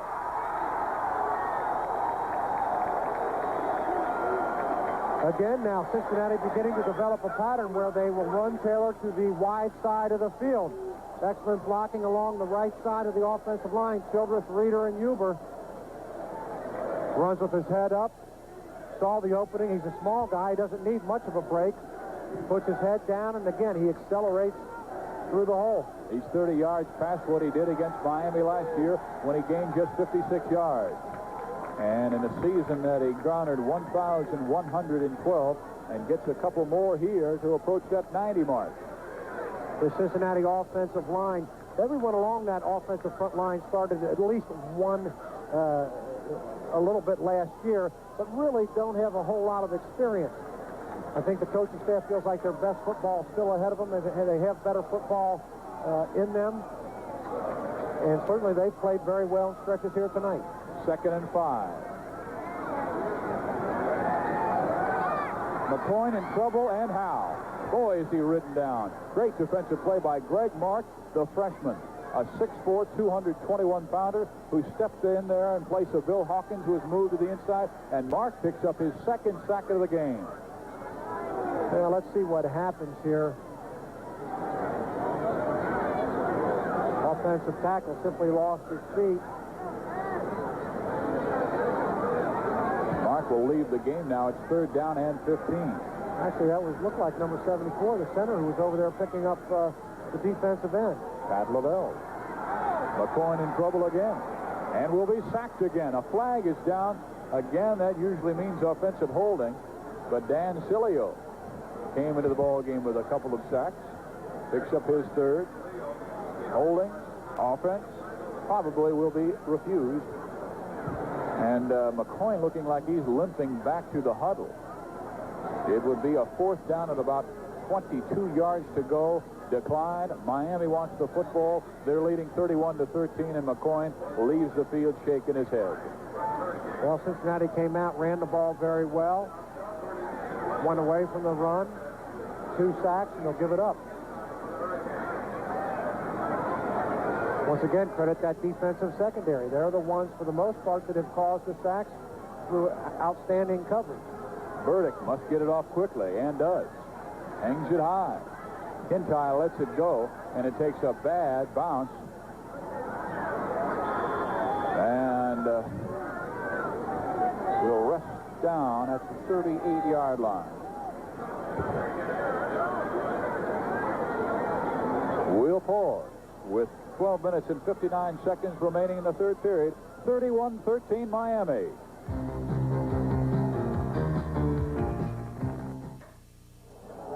You see the score. Number 1 Miami continues to lead, and in a couple of weeks, Miami will be playing Florida State on November 1st. The number's outstanding. Alonzo Highsmith cannot get away from Gerald Ware, who rides him down near the line of scrimmage. Maybe a gain of a yard. It will be 2nd down and 9. Clock winding down inside of 13 minutes to play in this ball game in the 3rd quarter. Bob Lesnick helping out on the play. He has dropped back occasionally, number 42, the defensive tackle, into a stand-up linebacker. Blitz from the outside. Pass is complete. Highsmith leans forward, but can't get the 1st down. He'll be about 3 yards shy. Gordon on a stop. You mentioned Lesnick. He will. And in some passing situations, he'll come back off the line and play that linebacking position. Take a look at Highsmith. This is one of their favorite pass patterns. They run everybody deep. He comes out of the backfield. We've seen it go for longer yardage than this. This time Gordon comes up with a good play. Miami needs 2. Testaverde, time again. Did he complete it, or was it trapped? They're saying it's a complete pass. Alfredo Roberts. Well, those are the type of patterns that just drive a defense crazy. I mean, with the long strike and quick strike ability, you have to play pass defense safe. And they'll just pick away at you, throw the short one. Obviously only need 2 yards. Well, he made a nice catch right there. To get his arms under the football and make sure it was a 1st down, and he did. The blitz is on. Testaverde breaks free, and he's strong. The shuttle pass incomplete. Warren Williams, the intended receiver, and Testaverde has just thrown his 5th incompletion of the ball game. He's now 13 out of 18. And again, I think for the most part, the UC defensive secondaries played very well. When they've been hurt in this ball game is when Testaverde has had way too much time to throw the ball, or has been forced out of the pocket, and the receivers, again, have run extended routes. This time forced out of the pocket. Coverage remained intact and forced the incompletion. 2nd and 10. Complete to Irvin. Knocked out of bounds by John Sawyer. Oh, you have to wonder about this placement here. Irvin caught that ball on the 35-yard line, was dragged back, and they're going to take about 3 yards away. He had the 1st down. They needed to get to the 36 for the 1st down, but he was dragged back to the 38-yard line. So it'll be a 3rd down, and we'll call it 3 yards, maybe a short 3. Testaverde calls a timeout and walks to the sideline where he will have some words with Jimmy Johnson, with his Hurricanes leading 31-13 over Cincinnati. 11 minutes and 18 seconds left in this third quarter of play. And while we have the time, we'll be right back after these words from our local stations. This is the Raycom Sports Network.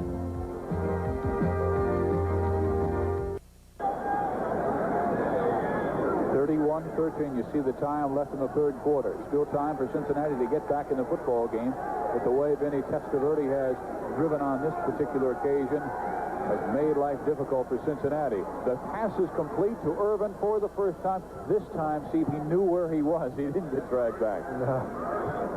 Yeah, it was a good play. And once again, they just run that short stuff at you, and it's just a matter of you have to play those people one-on-one underneath in short situations like that. Even though you're in a zone coverage, you have to play the man in your zone man-to-man. That's a difficult thing to do. I think this is, we talked about UC offensively really needed to come out and put a drive together. I think it's also very important defensive stand for the Cincinnati defense. Your confidence can get shaken very easily by this Miami offense. Irvin's out of the game, but another dandy comes back in, and Testaverde throws the pass incomplete. Perriman tried to make the catch at the 15, but it was broken up. John Sawyer there with the coverage. For Brett Perriman. Goes incomplete. But you can't help but notice the talent. Testaverde eludes the tackler inside, gets away from the rush, running right, throws across his body off balance, and this thing is real close to being a completion. Look how closely this guy's guarded. I mean, that ball should have been caught. He stands in there with so much confidence. Never really gets concerned about the blitzing linebackers like one that time. Warren Williams weaving his way inside the 30-yard line near the 28. Get in the fly, let's go! Come on! Warren Williams carries, stopped by Ron. You can hear the coaches in the sidelines screaming for some help.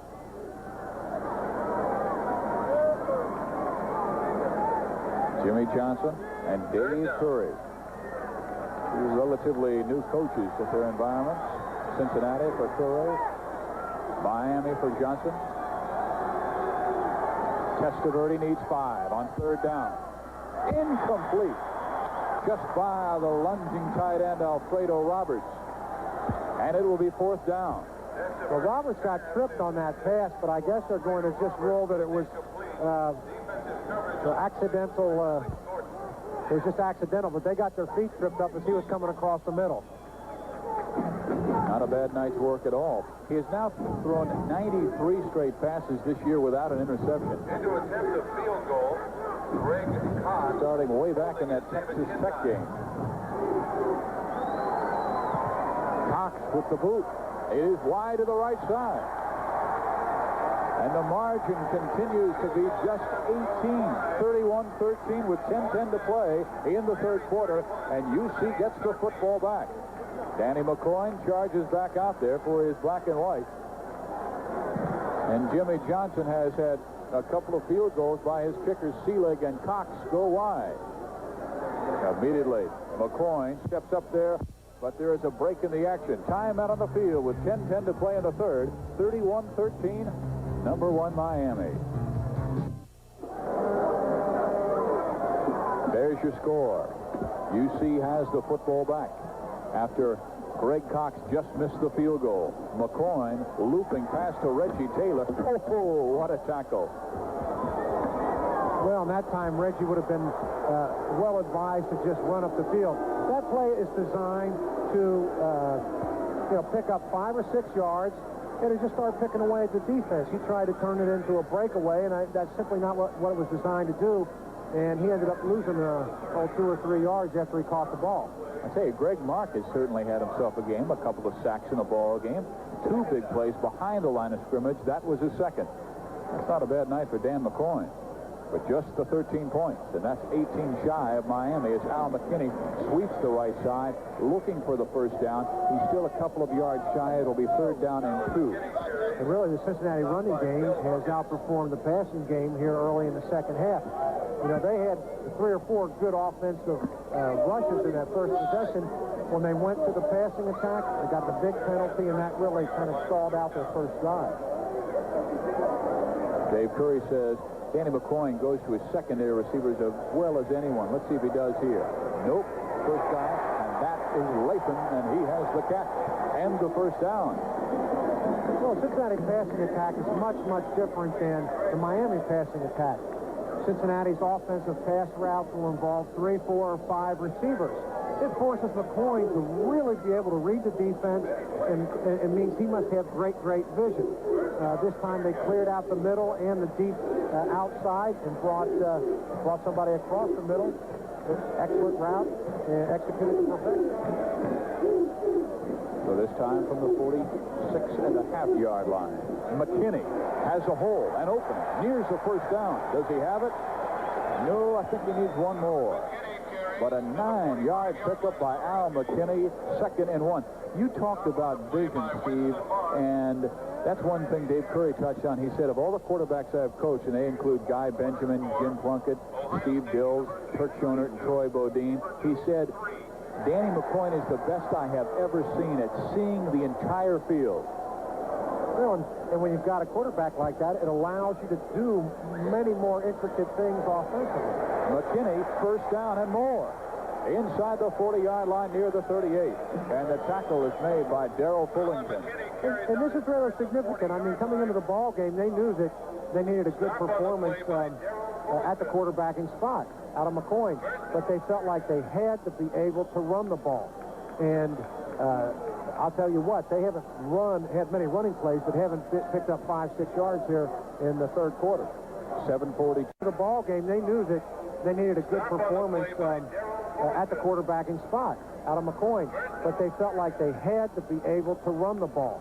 And I'll tell you what, they haven't had many running plays, but haven't picked up 5-6 yards here in the third quarter. 7:42 to go in this period. 31-13 Miami. From the 39. Play action pass, and they're bringing everybody. McCoy's looking all over the place for an open man. And it's intercepted by George Myra. Tackled at the 45-yard line, but a flag is down way across the field. And Myra picks the pass off. Now, this is a line of scrimmage penalty. It'll either be an offside defense, or the crowd seems to think it's going to be offside defense. It's either that or illegal procedure. Boy, did he step in there nicely, though, to cover the play. First mistake McCoy has made. Failed to see, I think it was Stargo across the middle wide open as he bided his time down about 20 yards. Forced the pass in there, and Meyer came up with the interception. Miami brought 6 people that time, the 3 down linemen, and they also had a couple of linebackers and a stand-up end. There's the offsides against the defense. And a big break for Cincinnati. They could get themselves back in this football game with a quick score here. This replay won't show us the penalty, but again, McCoy really buys himself a lot of time. First time we've really seen him force one in where he shouldn't have. Taylor. What a run. 22-yard line.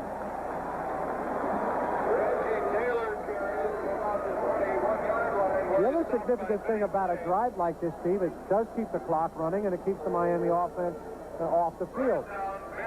Again, the strategy has been every single running play in this third quarter, Steve, has been to the wide side of the field. You see Taylor's numbers. He's best of the year, 259 yards against Miami of Ohio in the second game of the season. UC won that ball game, 45-38. Well, this is a big mistake. We're gonna get a personal foul. Oh, I thought we were gonna get a personal foul against UC. I saw one of Cincinnati's offensive linemen, Irvin Owens, get into a little tussle downfield with one of the defensive backs. This might be one of those situations where the penalty's called on the guy who made the first hit instead of the guy who retaliates. Well, the Bearcats get another break. It's always the last guy you see. You don't see the first punch. So they'll move it inside the 15-yard line, right at the 10-yard line. Oh, my. And Jimmy Johnson's got to be fuming about this one.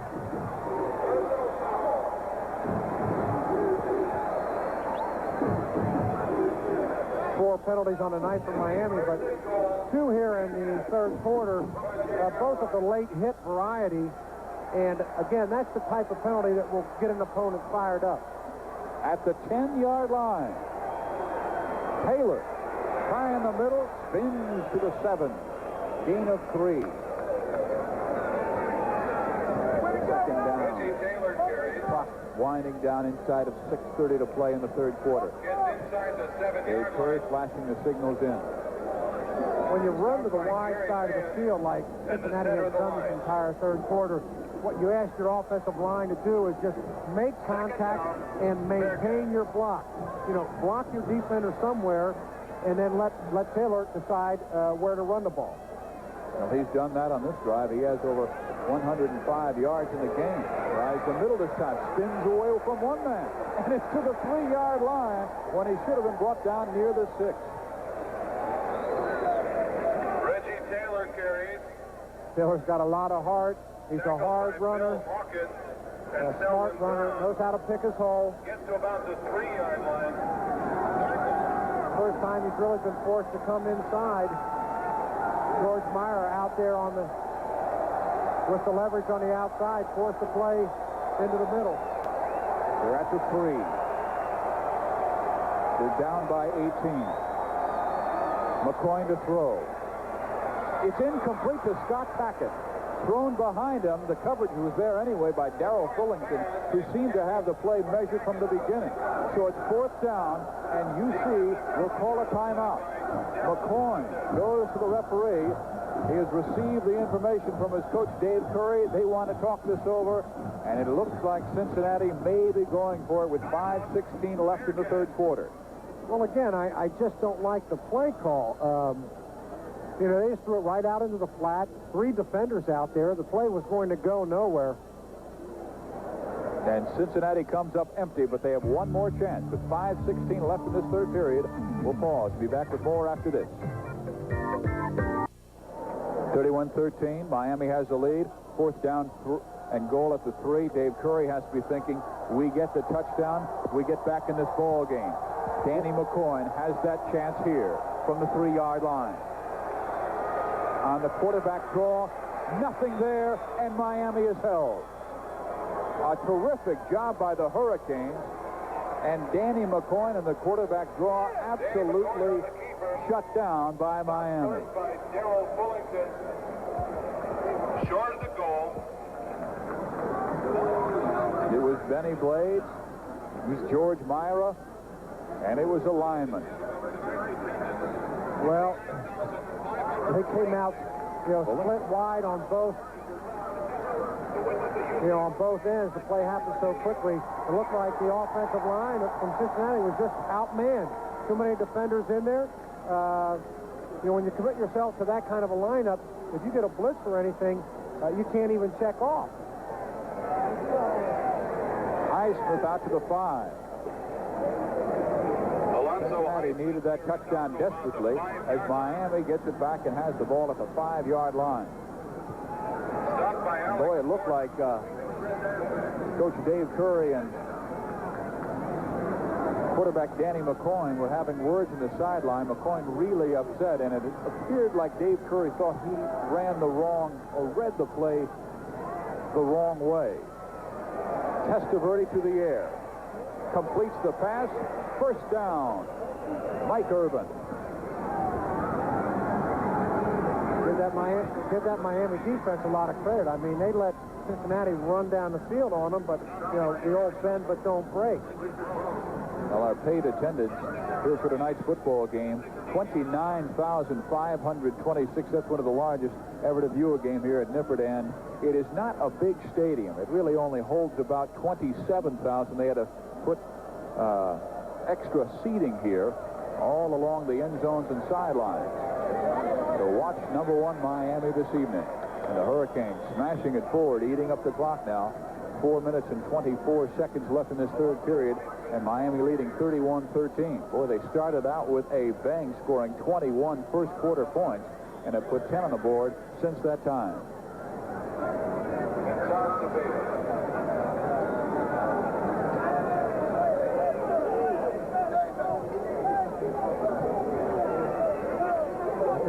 you see Miami get the ball out of the hole here, you're going to see them open up and try to make some things happen offensively. 2nd and 7. Highsmith, 25-yard line, slips ahead to the 30. First down. Boy, the extra effort. Of course, you know, he's so big and strong, you expect him to get away from some defensive backs now and then, but, you know, the initial tackle that he broke was from Alex Gordon right here. I'm sorry, Alex Gordon will come in next. I was talking with the coaches today, and I said, who's your best run blocker? And he said, it may be Alonzo Highsmith. They said he is that vicious. Against Oklahoma, he just wore out their defensive ends, pounding them away and pounding them away. And Highsmith was the winner in that ball game at the end. The reverse to Perriman. Out of bounds at the 38-yard line. Testaverde engineering this drive magnificently from his own 3-yard line. Well, that play was well set up. It was really just an outstanding play by Gordon that prevented that from really being broken. Gordon stayed home, played off the blocker, strung the play out, and forced it to the sideline. At this point right here, you've got 3 blockers out, 2 blockers out in front now, and just Gordon. Like I say, he stays home, doesn't commit, strings out the play, and that's how you prevent a reverse from breaking for big yardage. Noble knocks out Perriman. Not before another first down. Gets about the 44-yard line where he should have. Dave Curry has to be thinking, get that ball into the end zone on that last possession. We're back in the ball game. They would have made it 31-20, but they couldn't get it. They had 4 chances from the 10-yard line. Were only able to get to the 3. Oh. Those are some magnificent statistics. 7 incompletions, 19 on the complete side. And he's trying for number 20 and gets it. Oh, well, he had it right there, and Warren Williams couldn't hold on. Williams thinking about going upfield. Tell you what, it was a little bit of a late whistle, and the Cincinnati Bearcat defenders, when they didn't hear the immediate whistle, thought for a second they might be making a big mistake. And no question that ball was never caught. But see, at this point, the whistle still hasn't blown. So everybody's creating some more activity. It's a 2nd and 10. Clock at 3:09 left in the 3rd quarter. Plenty of time. Sellers was there. Pass completed to Highsmith. Gordon tried to make the tackle. 50-yard line is finally where Highsmith is dragged down. 2 minutes and 53 seconds remaining in this 3rd quarter of play. And Highsmith slow in getting up. Richard Rose, John Booth. One thing Cincinnati talked about coming into this ball game, where they were wondering, had they used up all their emotion in last week's very difficult loss, 23-17 to number 5 Penn State. Vinny Testaverde, incomplete pass, the second on this series that has been in the arms of his man, and the second time it has been dropped. First it was Williams, and now Irvin, and a flag is down near the 37-yard line. Sellers was charging hard from that left side. He may have been held. Once again, this is an excellent route. Irvin had run the defensive linebacker down to the hash mark, came back about 4 or 5 yards to the pass. It was right on the money, hit him in the hands, couldn't hold on.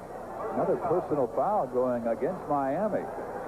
Yeah, there must be some talking going on between the 2 teams down there, and the Miami players have lost their cool just a little bit. Well, the offense comes back in the field. This must have happened. I'll tell you what happened. I think there's some confusion as to whether this happened after the whistle had blown or not. If the penalty's a dead ball foul, the play stands and it's 4th down. The 4th down is on the scoreboard, but we may in fact have a 3rd down situation. In that case, though, Cincinnati may have just refused the penalty and, forced a punt. Referee Tommy Miller indicating the ball is still Miami's. It will still be a 4th down and 20. It is 4th down, so that means it was a dead ball penalty.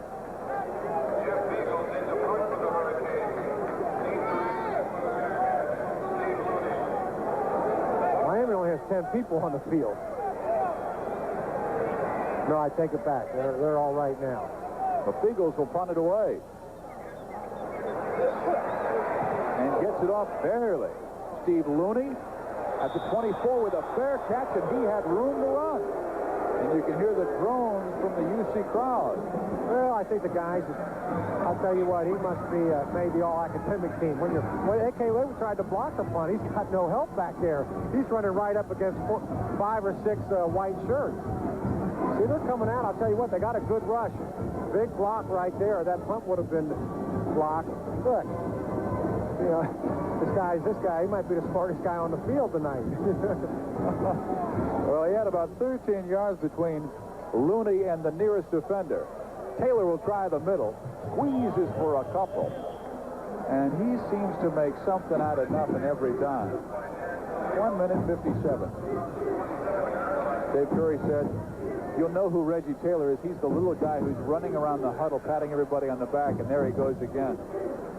The play isn't called. Taylor barely catching that message. Their catch needs 7. McCoy barely enough time. Completes the pass. Joe Heiss across midfield to the 47-yard line. That's the 1st down. And I wish we could give our viewers a real wide shot of that pass pattern as it develops, because you could see that the receiver had the defender beat by 1 step, but he was closing in on the linebacker here. And look at that. That ball is threaded right in the middle. There you see Bain trying to strip the ball away. The receiver did a good job of holding on to it, picked up another 6-7 yards. Comparable numbers for both McCoy and Testaverde, but Testaverde has a 2 under his TD numbers, and that's been the big difference. Dump off right side, out of bounds. Scott Hackett at the 40-yard line. 1 minute 3 remaining in the 3rd period. Oh, he rolled up some impressive numbers in his senior year at Beechwood High School in Kentucky, leading Beechwood to the Kentucky State Championship. Had over 30 touchdowns his senior season, and over 2,000 yards rushing. And if you're going to play in the offensive backfield for either one of these ball clubs, you have got to be able to catch the football. Reggie Taylor can run with it as well, and skips inside the 35-yard line. Another Cincinnati 1st down. A big play to Joe Heiss, and now the run by Reggie Taylor for 1st down. But we have to take a little bit closer look at the point of attack here on the outside, because Cincinnati's been so successful running wide. And that's something that's very difficult to do against Miami, because they play their defensive ends wide, outside the offensive tackle and the tight end, forcing play back into the middle. But Cincinnati somehow is beating that. From the 34, McKinney to the 31. A gain of 3, 2nd down and 7. And I'll tell you what, he just barely got that handoff off. Cilio again into the backfield very quickly. Tackled McCoy just after he handed off. See where this penetration comes from. I'll tell you what, it happened so quick he could hardly pick it up on the replay. McCoy in trouble again. Completes the pass at the 19-yard line. Steve Sanders. He's come on lately. He had 3 catches in the big drive for a touchdown against Penn State last week, and has his 1st tonight. I'll tell you, after watching last week's game against Penn State and Cincinnati, and this game tonight, I think a full 1 out of every 3 completions McCoy throws is after he's eluded a tackler in the backfield. Seems to throw better backing up, running sideways than he does just drop back and set. He has time now. This time, it throws the incompletion, although Mukes had it right on the numbers. You know, every once in a while, the receiver will just start to run before he really has possession. No question, that's what happened there. And I'll tell you what, Mukes paid for it, too. He took a big, big hit here. Oh, you are absolutely correct, Steve. He turned his head completely and was still trying to bring the ball into his chest. That is the final play of the third quarter. We'll begin fourth quarter action with Miami leading Cincinnati 31-13. We'll be right back after these words from our local station. This is the Raycom Sports Network.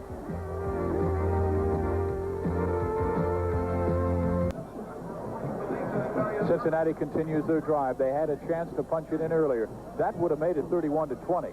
When they could not capitalize on that 4th down and 3 situation. Turn it over into scoring points. Now they're driving again in what could have been, well, a touchdown that could have pulled them within 4. 2nd and 10. McCoy dumps it off. It's intercepted by Myra. And he has plenty of running room in front of him. George Myra Jr. finally tackled by Reggie Taylor. No penalty this time, so the interception will stand. That's Myra's 2nd one on the evening. And run back to about the 35-yard line of the Bearcats.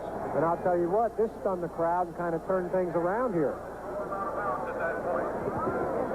He just continues to come at you and come at you. They say his weak point was his pass coverage. He's great against the run. But twice tonight he has picked off passes. The first one was called back by way of a penalty. This time, Myra was just in the right place at the right time. I'll tell you what, he showed a little bit of speed running that ball back, didn't he? Well, Dad, George Myra, taught him how to run. He was a fine scrambling quarterback. He went on to star at Miami, one of the best quarterbacks in Miami football history, and there have been plenty of them. And Son Jr. is doing a job here tonight. Warren Williams for 3. It's 2nd and 7.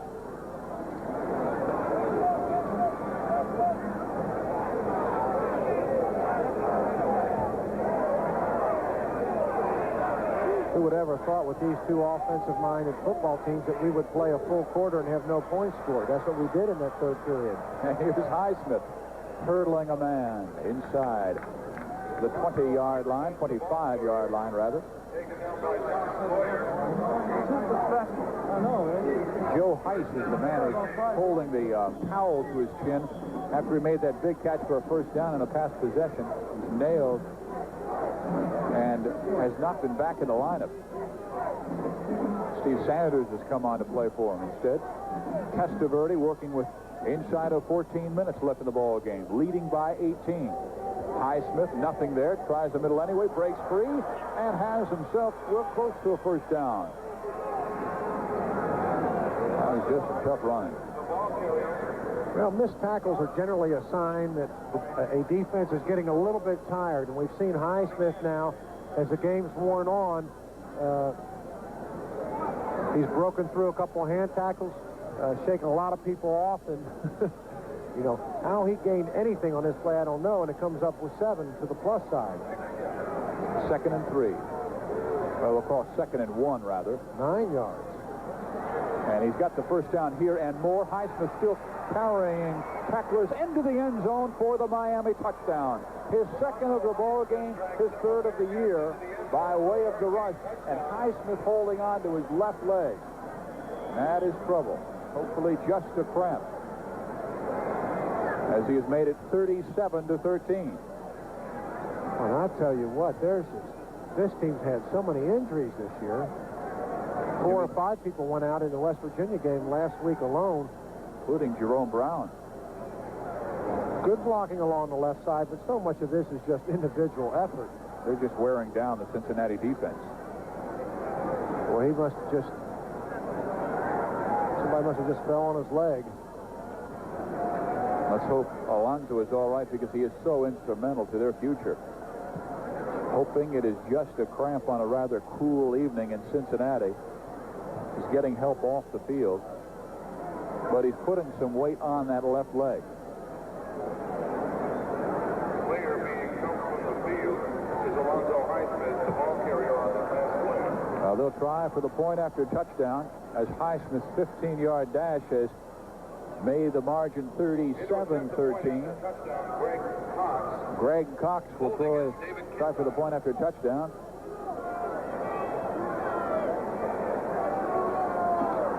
It is perfect. And the lead is 25. 38 38-13. Miami with the lead over the University of Cincinnati. 38. And we will return with more college football after these words. Same amount of points that Miami scored against Cincinnati last year in a 38-0 victory over UC. This year, Cincinnati has scored 13, and Miami has the lead. Their last touchdown supplied by a great pass interception by George Myra and a fine run back. Al McKinney, who slides to the 21, but is down there. McKinney takes the kickoff. Only had to go 35 yards. That's because of Mr. Myra. And the last 15 yards supplied by that man who's being checked by team doctors when he injured his left leg on his 15-yard touchdown run. Alonzo Highsmith, his second score of the night. Back in the field, it's 1st and 10 at the 20-yard line for Danny McCoy. His numbers are good as he goes deep here, airing it out. And Stargo cannot hold on. He threw that football some 50 yards in the air. Stargo running under it. And it looked like he had a chance to haul it in. But it's incomplete, 2nd and 10. Ball's right on the money. Going for it all on the first play. Can't throw it any more accurately. Let's see if a defender gets his hand in there. That's Darrell Fullington. And how about Fullington? A little shove there on the end. McCoy going for the first down, incomplete. I'm telling you what, George Myra, I heard that he wasn't a good pass defender. He's just been marvelous tonight. Or I should say that if he had any weaknesses, it was on his pass defense. He plays the run so well that I guess if you're talking about any shortcomings, it may be on his pass defense. Yeah. It's all relative. He, too, is up for the Dick Butkus Trophy at the end of the year. Taylor. They won't get the first down. It'll be 4th down. And I'll tell you what, that's an unfortunately short offensive possession for the Bearcats.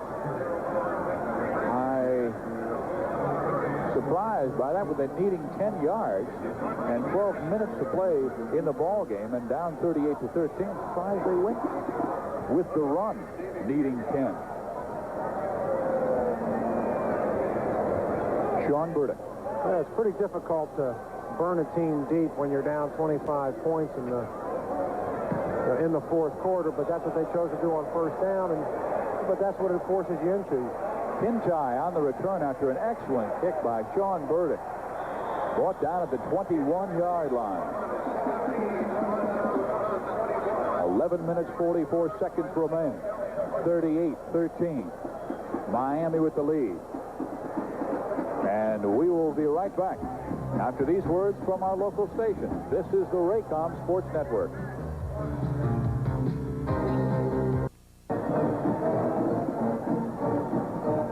The #1 team in the nation, University of Miami, proving again why they are at the very top.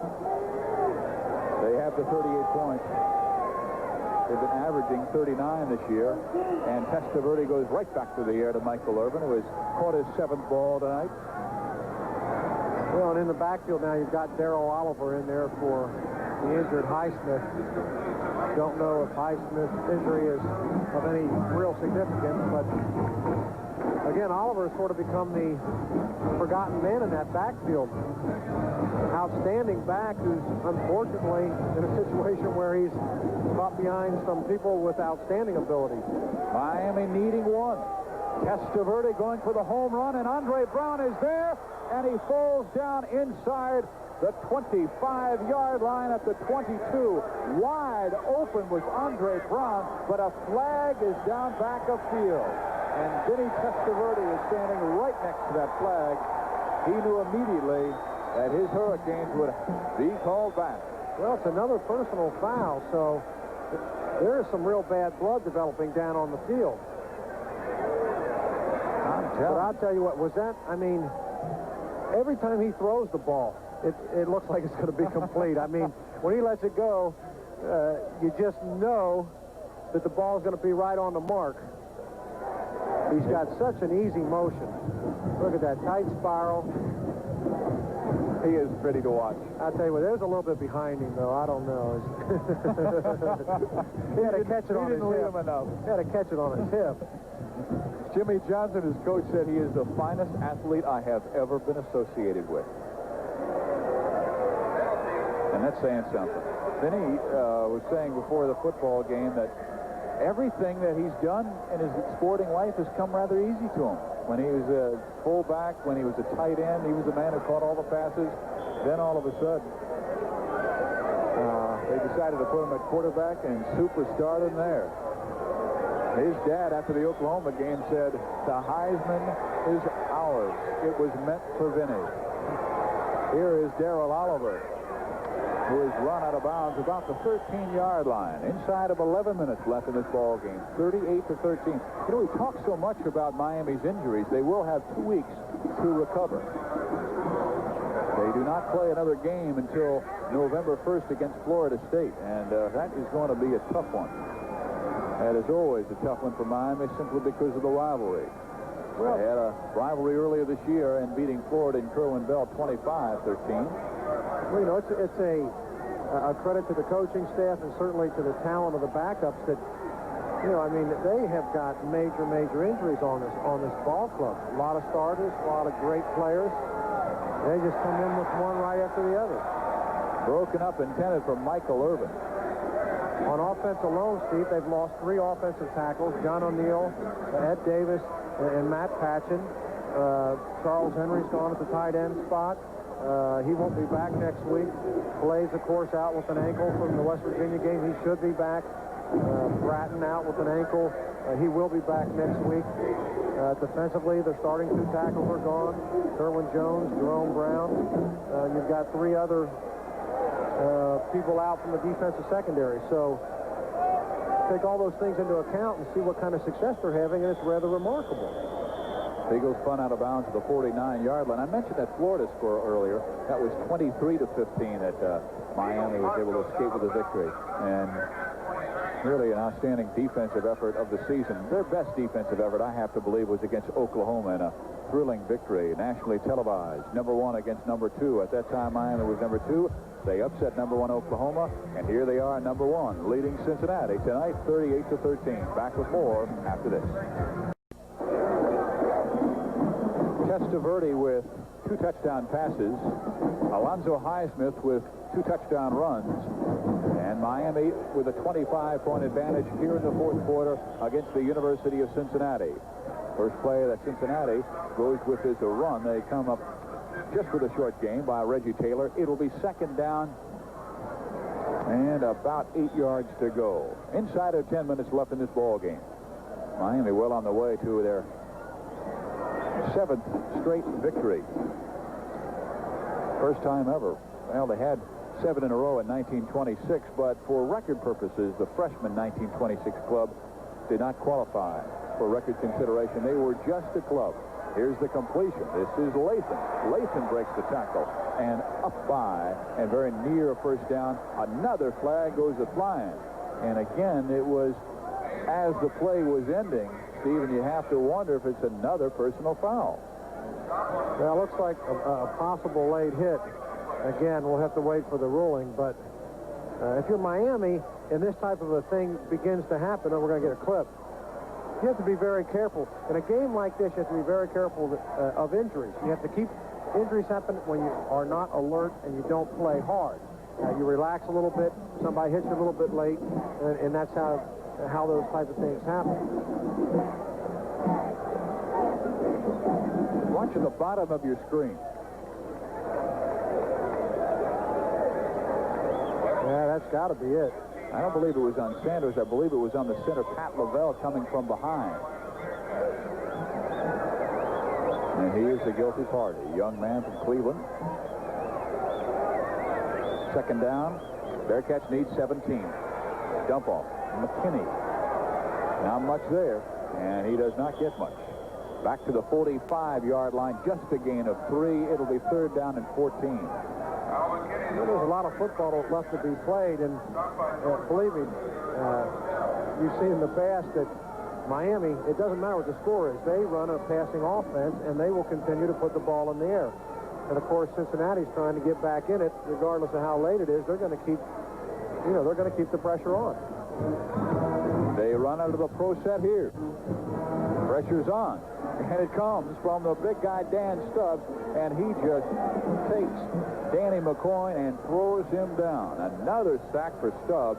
He came into the game with 9. He has 2 tonight, 11 for the season, and he has just played a remarkable football game. He has also had a couple more behind-the-line tackles on running backs. He just overpowered the outside man. Well, this time McCoy, one of the few times McCoy didn't feel the pressure. I think when they watch the game films, the Miami staff's going to be very pleased with the defensive backfield performance in this ballgame. Burdick to the 12. Kintai going backwards. Still going backwards. And finds an alley. And finally bumped out. An excellent return for Kintai. I thought he had nowhere to go. Finally found the angle down the sideline and has an excellent return. At the 37-yard line. Could have been brought down at the 8. But turns it into a fine game. And with the score, 38-13, Miami leading UC. We'll be right back after these words from our local station. This is the Raycom Sports Network. 7.5 minutes remaining in this football game. Miami by 25. And they've been paced by the man engineering them still. That's Vinny Testaverde. And there's a breakaway back in J.C. Penney all the way up the field by the 45-yard line to the 41. First down, Miami. J.C.'s got some quick feet, doesn't he? Hey, let's go back and take a look at J.C. Penney again. Look at that. He hesitates a little bit there. Looks for the defense. Got quick feet, can change directions. But the big thing is that, as he's changing directions, he's exploding and accelerating. He's a local guy from Youngstown, Ohio. Play action pass this time. Testaverde going for the home run. Andre Brown is there, but the pass is broken up at the 7-yard line by Terry Noble. The young guy who said before the ball game, Vinny Testaverde has to prove himself to me. I think Vinny has. That time, Noble won out. Well, Noble's a tough guy and in the defensive backfield, so you would expect him to talk a little bit like that. He recovers very well here because he's beaten on the play. Great diving save of what would be a touchdown pass. It's second down and 10. From the 41. Gordon on the blitz. Leaves his man Oliver free. He makes the catches inside the 40 to the 38-yard line. Just a gain of 3. It will be second down, or third down rather, and 7. Well, John Lewis on the tackle is, I would say in the second half anyway, it's probably the best open field tackle we've seen any of the Cincinnati Bearcat players make. 6 minutes, 45 seconds left in the ball game.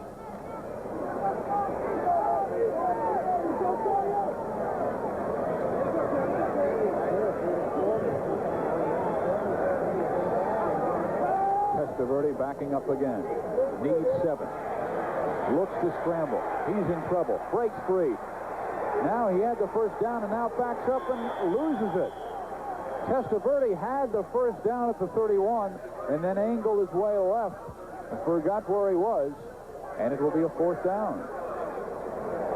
Well, he was looking to get out of bounds. He didn't want to take the hit, and I'll tell you what, after Jimmy Johnson sees this play on the sideline, he may decide that it's about time in this ball game to take Testaverde out of there. He's had enough bad luck with injuries. This game's been, there have been enough personal fouls in this ball game to warrant maybe getting him out of the lineup. Then he comes to the sideline. His backup, Jeff Toretta, is a good one. Testaverde's limping just a little bit.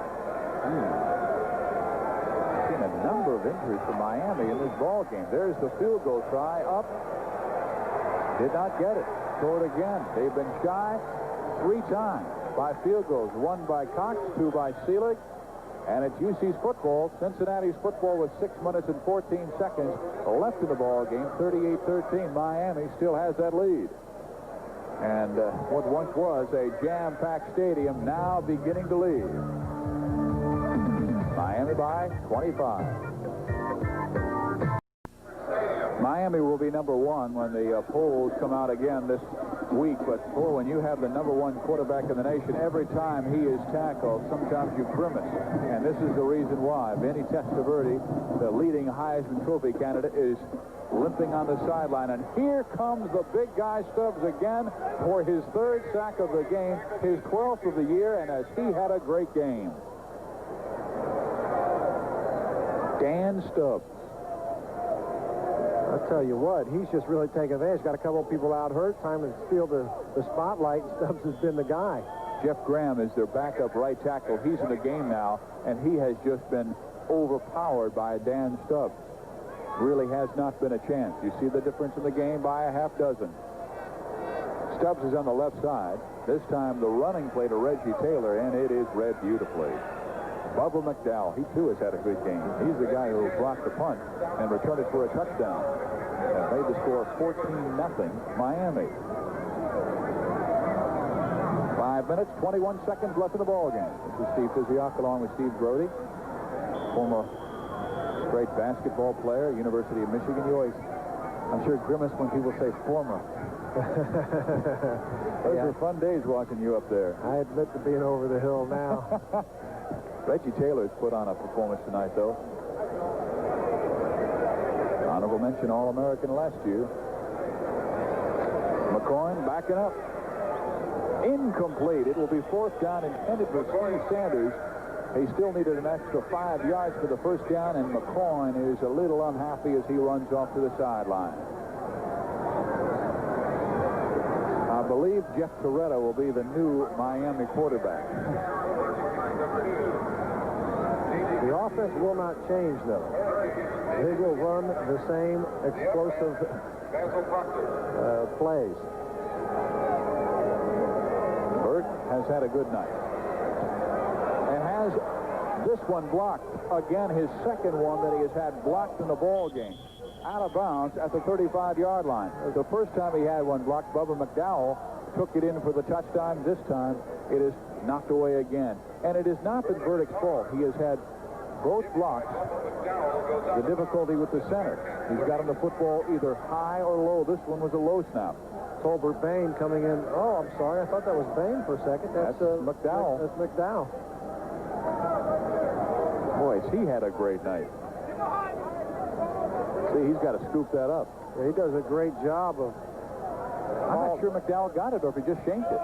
I'll tell you what, from that angle, it looks like it went off the side of his foot, doesn't it? Whoa. Nice defense by Alex Gordon. Steve Staffier. Steve Staffier, the ball carrier for the Hurricanes. Alex Gordon, he has plenty of friends here. Went to the same high school as Willie Smith, who was a Miami tight end last year. And he was ready for this football game, inspired because he's playing against so many old friends.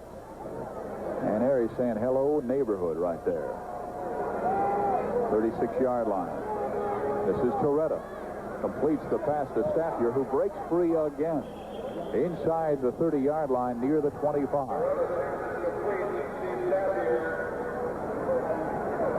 It'll be fourth down and 1. Steve, I know there's been a lot of talk starting now who Miami's bowl opponent will be. And, boy, you know, when you start looking down the line, you've got Michigan, who if they won today is still undefeated. If they win the Big Ten, of course, they'll go to the Rose Bowl. Got Alabama still undefeated. You know, they would be headed to the Sugar Bowl if they win the Southeast Conference. And, you know, you're looking at, again, a possible Nebraska or a rematch with Oklahoma. And you know, I don't know that Miami people would really be so interested in a rematch situation. That's a difficult thing to beat a good football team twice in 1 year. I know a lot of Miami fans are saying, wait a second, we got it in our own backyard at the Orange Bowl. We'd like to see that again in person. You know, some talk that ABC may throw a little bit more money into the Citrus Bowl. if Penn State should still be undefeated. Because, of course, Miami can go wherever they want. So, fortunately, the Miami fans have the luxury of looking that far down the road, because this team should end the season undefeated. Staffier around the left side. Again, the remaining games, and they have 4 of those, are against Florida State, Pittsburgh, both very good teams, but not great powers. And then Tulsa and East Carolina, and you would think those would be victories. We'd like to say on behalf of our Raycom Sports Telecast team, we'd like to thank and take this opportunity to thank the representatives of these 2 institutions for the assistance in tonight's telecast. Toretta back to throw first all, and completes the pass to the 6-yard line. That was Alfredo Roberts. Now, from the University of Cincinnati, our thanks to Athletic Director Carl Meyer, Head Coach Dave Curry and his staff, and Sports Information Director Tom Hathaway. From Miami, Athletic Director Sam Jankovic, Head Coach Jimmy Johnson and his staff, and Sports Information Director Carl Smith Jr. 6-yard line, 2 minutes and 18 seconds to play in the ball game. Trying to limp off the field is Alfredo Roberts. Tight end right. J.C. Penney tries the middle into the end zone for the touchdown. So Miami breaks the 40-point barrier. I don't know what it is about these Miami running backs, but they all have that same ability. Once they get hit, they spin, they twist, they keep those legs driving. And I'll tell you what, as a group, they probably pick up more yardage after the first hit than any other group of backs in the country. And they have simply worn out Cincinnati in the second half. And this J.C. Penney, I mean, this guy's quick enough that he'll never take I don't think he'll ever take a big hit. He just, look at that, just bounces off, finds the end zone. 5'8", 185. It's 44-13. Make it 45-13. Miami continues their lead. The 3rd time this year they have been over the 40-point barrier. 61 against Texas Tech, 58 against West Virginia, and tonight 45 against Cincinnati. Back with more after this.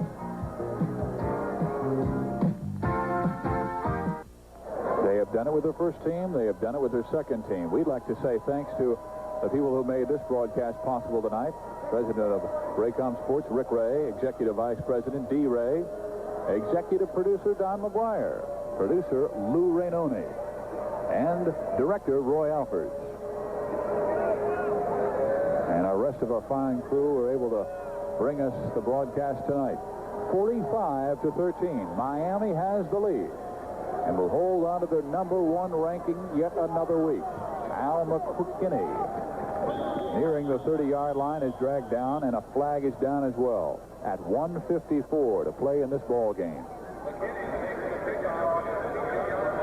Just some more of the people who made tonight's game possible. That's Hathaway and Jim Crow. Great job with the truck by Myron Freifogel. And our terrific camera crew who brought you the outstanding shots. A copyright telecast of Raycom Sports Incorporated. Offsides the call. So they will ask Miami to kick it off again, and Al McKinney will drop back deep again. Ernie Johnson is along with him. Danny McCorn will have another chance.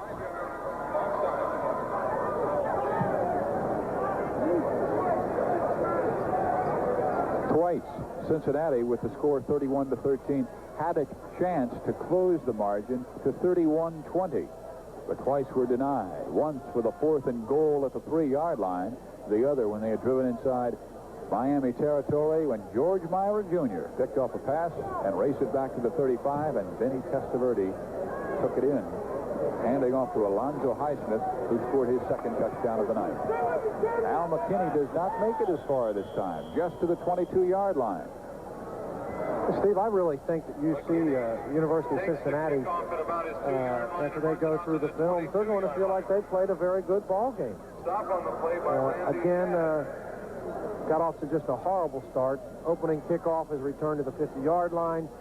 Miami takes it in about a minute and a half later. Then they get the turnover. the blocked punt. And before you know it, they've got 20. Miami has 21 points on the board. From there, they played a very good ball game. I think if they hadn't been down by such a wide margin, they'd have put a couple more field goals on the board. And again, it's a young program. Seems to have come under some stability here with a coaching staff that seems committed to staying. And again, 2 weeks in a row against top-notch teams, they've played pretty well. McCoy completes the pass to Scott Hackett, and he is dragged down up across the 30-yard line near a first down. He needed 6. Well, it's like Curry was saying before the ball game.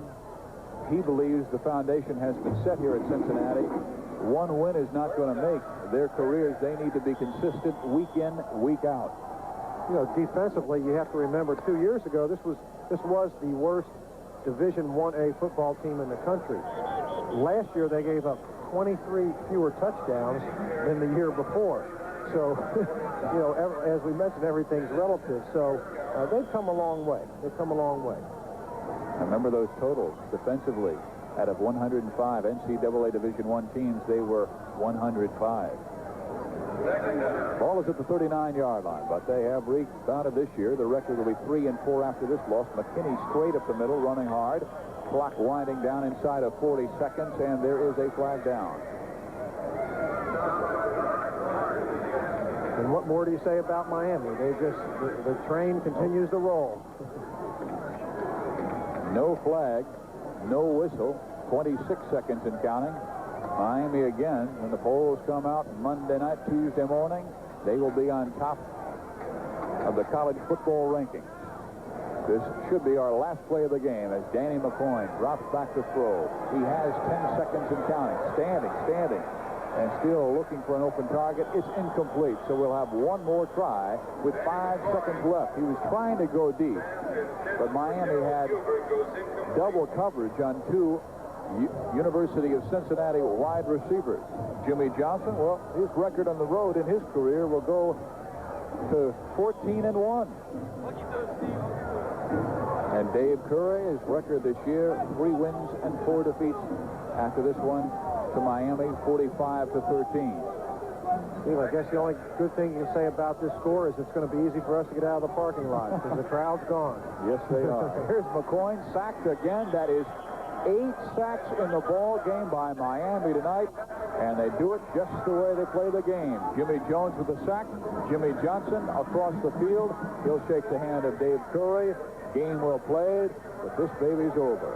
Miami another win, number 7 on the year, 45-13.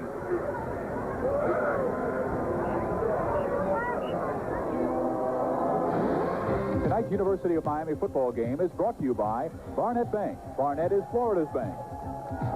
And by Michelob, exceptionally smooth, distinctive. Taste is why the night belongs to Michelob.